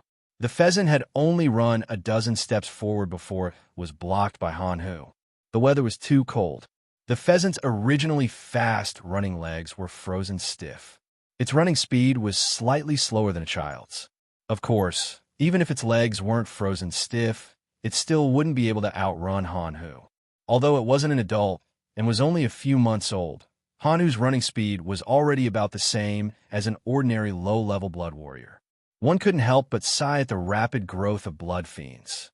A Han-Hu cub could become an existence comparable to a ferocious blood warrior in about 3 years. As for humans, those with ordinary aptitudes like Bernal would need at least 10 years to become a ferocious blood warrior. As for those with inferior aptitudes like Elise, if they didn't have a large supply of resources, their highest achievement would probably be an upper-level blood warrior. 3 years was comparable to 10 years of cultivation for ordinary humans. This was the reason why humans were reduced to food for blood fiends at the beginning of this world and had always been in a disadvantageous position. Cluck, cluck. Han-Hu stopped the pheasant. Instead of biting it, it acted as if it had discovered a new toy and blocked the pheasant's escape. I caught it. I caught it. In the end, it was Sarah who ran over and pounced on the pheasant. Her voice was filled with excitement. Her face was bright red. It wasn't clear whether it was because of the cold or because of her excitement. Sister Caroline, brother, look, I caught it. Holding the pheasant with both hands, Sarah presented it to Caroline and Gray as if it were a treasure. She was just short of saying, "Hurry up and praise me." Amazing. So amazing. The two of them weren't stingy and both opened their mouths to praise her. This immediately made Sarah even more proud. The five of them casually strolled around the horse field. Not long after, they all had a harvest. Each of them had a pheasant in their hands. Sarah even carried a pheasant in each of her hands. The pheasant wasn't light. Just one of them weighed a few kilograms. The little girl was already having trouble walking while carrying it in the snow. However, she didn't let go and didn't want Gray and the rest to help her carry it. She was afraid that the pheasant would be snatched away by Gray and the rest. After walking in the snow for more than an hour, the group approached the boundary of the horse field. Not far away, they could see something similar to a fence. That was the boundary of the horse field. It was built with a wooden fence. Let's go back. Everyone had a harvest in their hands. Moreover, after walking in the snow for more than an hour, Sarah's excitement had passed. Bernal suggested that they return. Gray and the rest naturally didn't have any objections. Suddenly, Glenn looked in a direction with a puzzled expression. "Gray, what's wrong?" Sensing Gray's abnormality, Bernal asked, "Look over there." Everyone looked in the direction Gray was pointing. There seemed to be a hole in the fence in the distance. However, because of the snow everywhere, it wasn't obvious. If one didn't look carefully, they wouldn't be able to see it clearly. The group walked over and found that it was a 1-meter-tall hole. The fence near the hole had traces of being bitten by sharp teeth. Something entered the horse field. Bernal frowned slightly and said, "Looking at the size of the hole, it should be a large beast. Could it be a blood fiend? Should we go back and inform Father?" After determining that it was a large beast, Elise was worried. If it was a blood fiend that entered the horse field, everyone here would be finished. It shouldn't be a blood fiend. There are only some low mountains nearby. At most, there would be some large beasts like bears. Caroline shook her head. "How about this? Elise and Sarah go and inform the horsefield manager. Tell him to send someone to inform Father and bring a few teams of soldiers to help. I, Gray, and Caroline will look around and see if we can find the beast." Bernal thought for a moment and ordered. Sarah didn't practice blood arts and had almost no combat ability. Naturally, she couldn't stay here.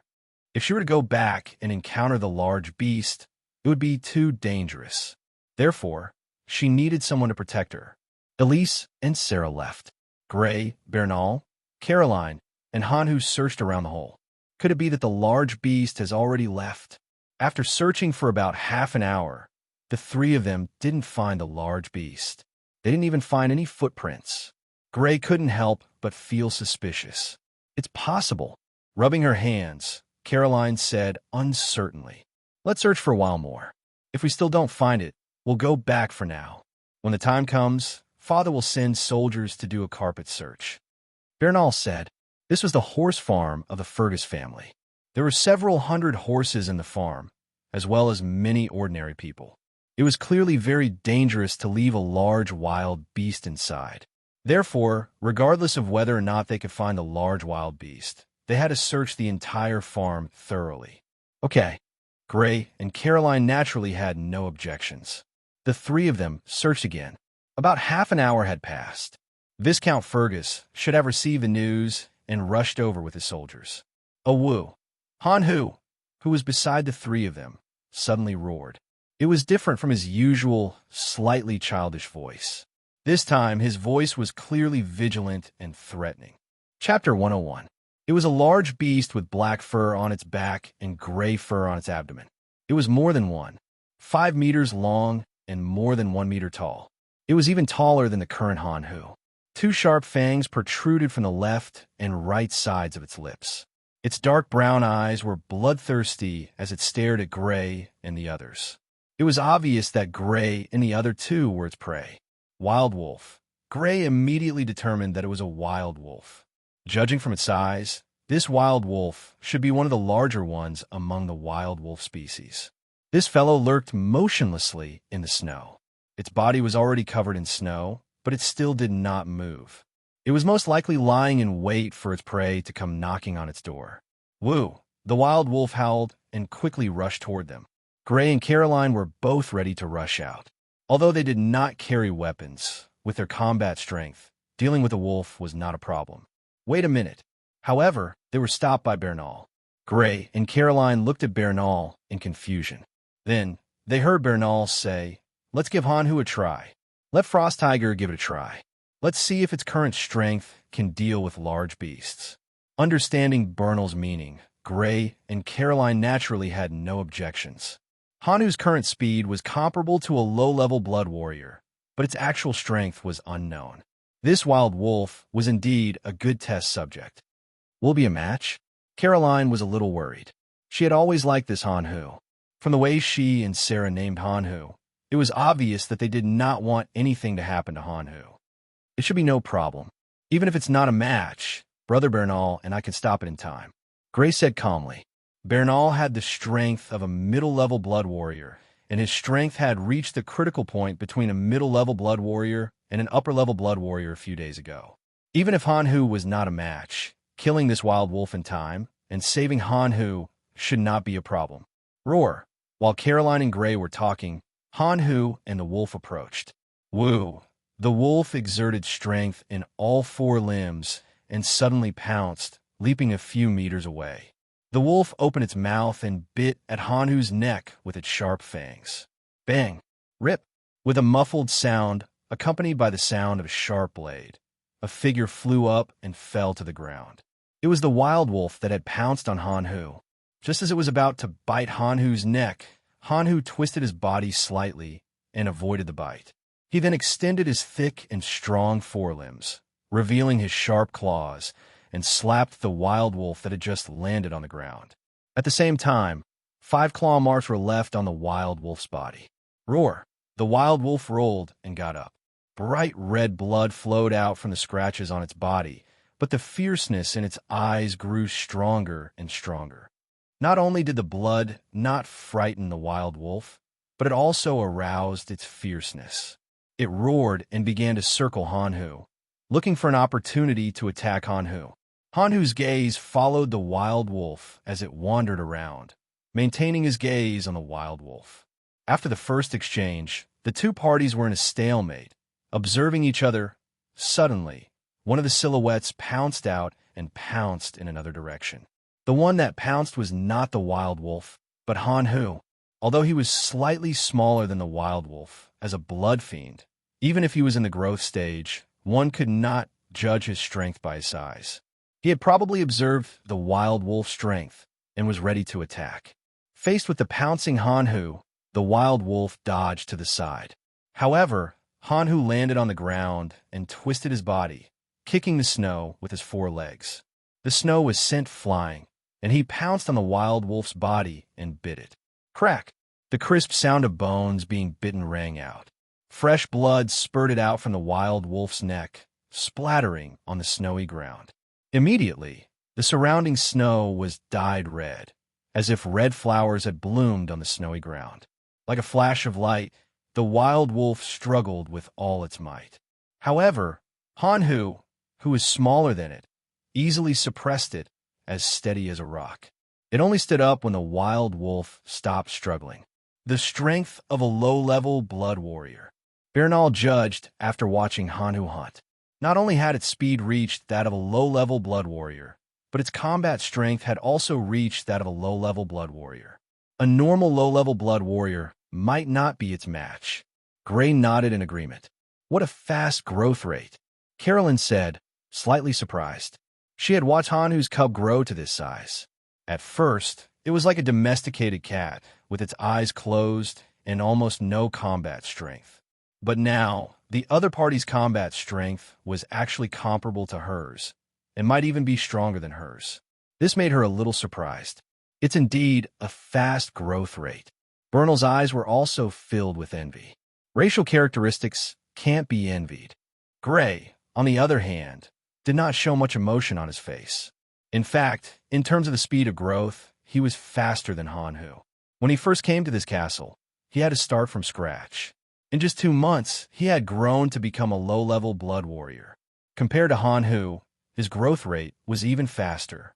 And although we don't grow as fast as Han Hu, we can implant higher-level bloodlines and grow stronger.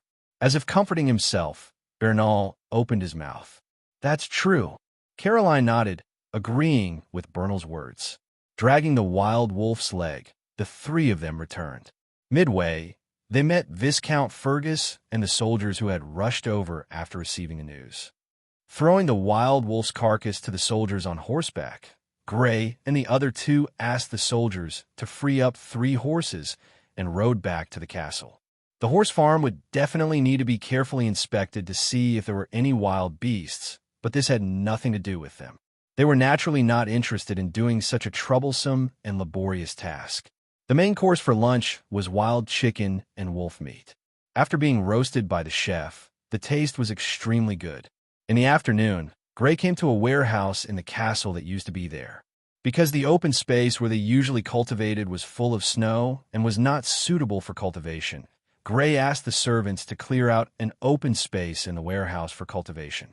Standing in the middle of the open space in the warehouse, Gray began to cultivate the blood technique Wind Wolf. There was a funnel beside him, and every 10 minutes, he would change his cultivation posture. Now, his strength had reached the critical point between middle-level blood warrior and upper-level blood warrior. His strength had stagnated for 3 days without any progress. According to Viscount Fergus, if he took the concentrated potion at this time, he should be able to break through his current level and become an upper-level blood warrior. However, he did not intend to do so. Good steel should be used where the blade needed it most. The critical point between middle-level blood warrior and upper-level blood warrior was not too difficult, and he did not intend to use the concentrated potion on it. He intended to save this concentrated potion for later, when his strength reached the critical point between upper-level blood warrior and ferocious blood warrior. Then he would take it. Naturally, there was no fireplace in the warehouse, nor was there a bonfire. Although the door was closed, the cold air outside could still seep into the warehouse through the windows, cracks in the door, and even the walls. However, inside the warehouse, Gray was sweating profusely. His whole body was like a source of heat, and waves of heat seeped out from his body. The posture he was currently cultivating in was the 4th cultivation posture of the 4th circulation of the blood technique.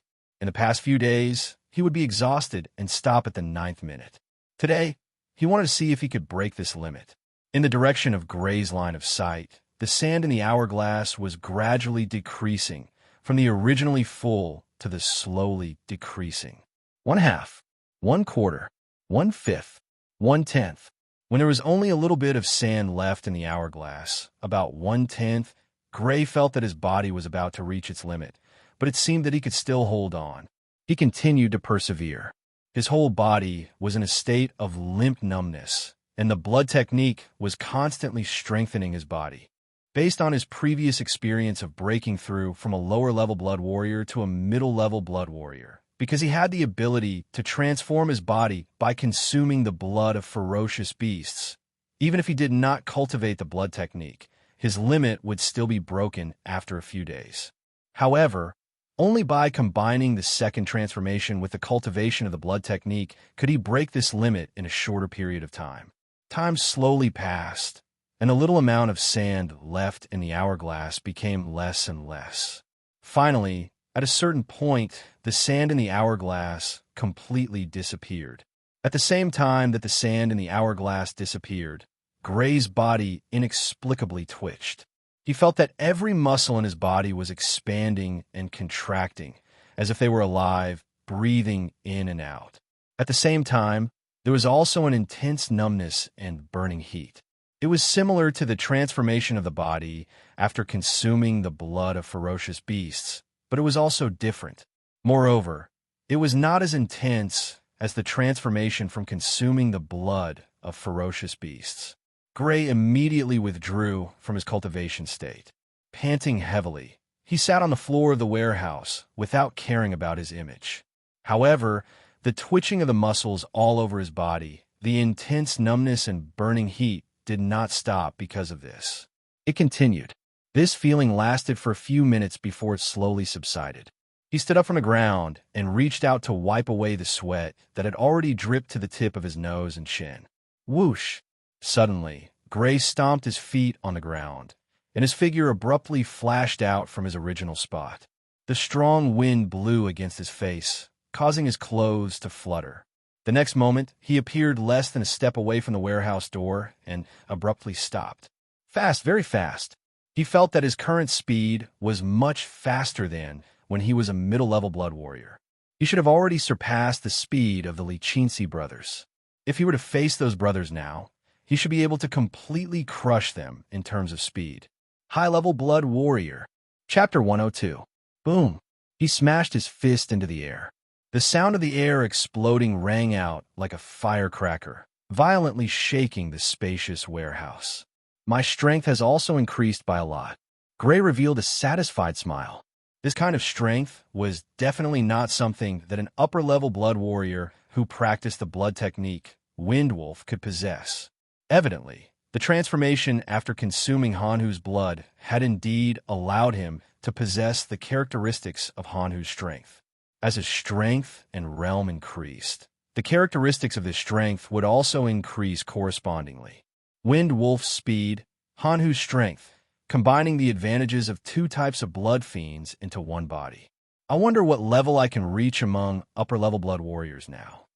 Among most blood warriors, especially those who had not reached the level of a ferocious blood warrior and obtained the ability of a blood fiend, the difference in strength was extremely small.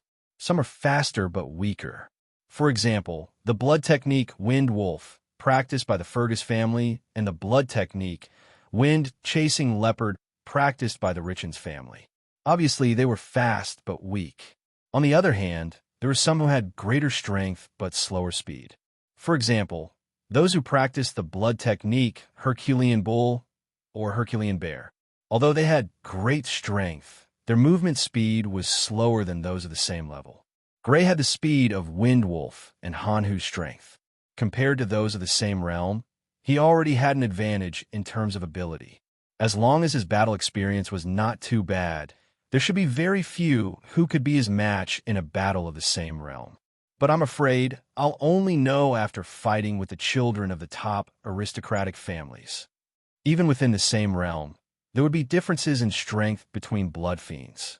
Naturally, there would also be differences in strength between blood techniques. Some blood techniques, after practice, would allow one to surpass those of the same realm in both speed and strength. Those who practice such blood techniques would generally be stronger than those of the same realm. Of course, such blood techniques were extremely rare and were usually in the hands of great aristocrats. According to Gray's knowledge, the Sidney family had such a blood technique. After practice, one's strength and speed would be outstanding. Not only that, their body's defense would also be extremely strong. Even if he had Hanhu's strength and Wind Wolf speed, Gray did not have much confidence in defeating a member of the Sidney family at the same realm. This was the difference in blood techniques. Of course, in most cases, the difference in blood techniques between ordinary aristocratic families was extremely small and almost negligible. Those powerful blood techniques were in the hands of great aristocrats, and great aristocrats obviously would not spread them. Unfortunately, the blood technique, Wind Wolf, can only be considered an ordinary blood technique. The Fergus family is only a Viscount family after all. It's natural that they would only possess a normal level blood method. If they had that special blood method, it wouldn't be luck, but a disaster. Families like the Sidney Marquis would naturally not be interested in ordinary blood methods. But if it was a special blood method, the Sidney Marquis would definitely have some ideas. Regardless of whether they forced the Fergus family to hand it over or exterminated the Fergus family, the Fergus family would not have an easy time. Therefore, for the Fergus family, having a special blood technique was not a good thing, but a disaster. This world has a strict hierarchy. There is a huge difference between ordinary aristocrats and commoners. There's also a huge difference between great aristocrats and ordinary aristocrats. It's a pity that once the blood is implanted, I can't change to other blood techniques in the future. In other words, even if I obtain a special blood technique in the future, I can't implant the corresponding blood to practice it. But at least there is a solution. For ordinary aristocrats, even if they obtained a special blood technique in the future, they would not be able to implant it for practice due to the sequence of blood fiends. But he was different. He had the ability to swallow blood fiends and obtain blood fiends' characteristics. Even if he could only walk the sequence of Wind Wolf, he could still add other blood fiends' characteristics on top of Wind Wolf's foundation to make up for Wind Wolf's weakness. And do I really only have Wind Wolf's bloodline in me?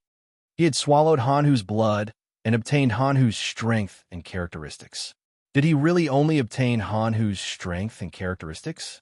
If he found a blood technique related to Hanhu, would he be able to practice it? If he could not, then it meant that he had only obtained Hanhu's characteristics by swallowing Hanhu's blood, but not Hanhu's bloodline. If he could, then did that mean that he had both Hanhu's and Wind Wolf's bloodlines in him? Although a person with two different blood fiend sequences would either explode and die under normal circumstances, or become delirious and go mad. However, his situation was clearly not normal. He had read so many books in the family's library, but he had not seen any records of a situation similar to his. Clearly, his situation was not normal. Since it was not normal, it was not impossible for him to have two types of bloodlines in his body. It was even possible that these two types of bloodlines were not simply the Wind Wolf's and Hanhu's bloodlines, but rather another type of bloodline formed by the fusion of the Wind Wolf's and Hanhu's bloodlines. Of course, he did not currently have any blood techniques related to Hanhu, nor did he know where they could be found. At the moment, this could not be confirmed. "Young master, wipe your sweat." Walking out of the warehouse and returning to the castle hall, the maid Barbara had already come up to him and handed him a steaming hot towel. She had originally intended to wait outside the warehouse, but Gray had forcibly ordered her to wait in the hall. Receiving the towel, Gray wiped the sweat from his forehead and headed to the castle's bathroom, followed by the maid Barbara. Of course, the other party was waiting outside the bathroom. Coming from another world, he really did not have the habit of letting the opposite sex help him bathe. As for males, it was even more unacceptable. Just the thought of it made him feel disgusted. Half an hour later, the sweat on Gray's body had completely dried. Wearing another set of warm woolen clothes, he walked out of the bathroom and walked towards the room on the second floor that he had stayed in this morning. Pushing open the door, the room was immediately filled with hot air. The fireplace was burning in the direction of the door. "Master, this is already the 19th incident since the beginning of winter, right? At the same time, Madame de Milan's slightly worried voice traveled into Gray's ears.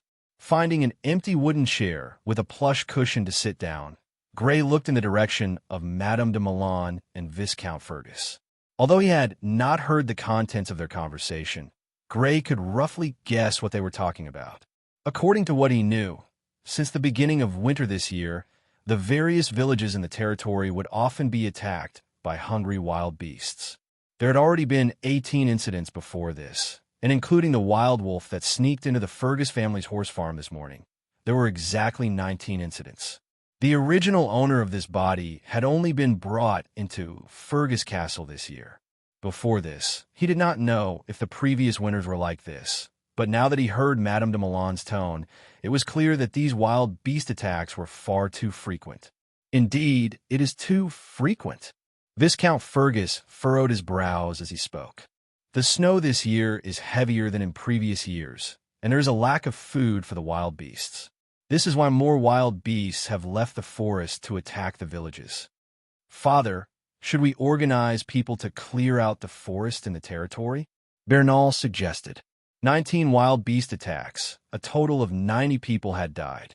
For Viscount Fergus's territory, which had a total population of more than 100,000 people, this was not a large number of casualties. Every winter, more people would die from a cold. As a descendant of nobility who was deeply influenced by nobility, he naturally had no sympathy for the commoners. It could not be said that he was cruel, but it could be said that this was a common phenomenon among the nobility. However, unlike those who were frozen to death, those who died from wild beast attacks would cause panic. If the panic spread, it could even cause a riot in the territory. This had to be treated seriously. The snow in the forest is too thick now, and it is not suitable for clearing out the wild beasts. Viscount Fergus shook his head. After winter, especially this year, the snow is extremely heavy. The forest must be covered with snow by now. Normal soldiers would find it difficult to walk, let alone clear out the wild beasts. Father, we can gather the nobles and descendants of the nobles in the territory to form a small team of blood warriors. We can clear out the forest near the villages that have the most wild beast attacks. Caroline suggested. Master, I think Caroline's suggestion is not bad. Madame de Milan said. Caroline's suggestion is indeed not bad.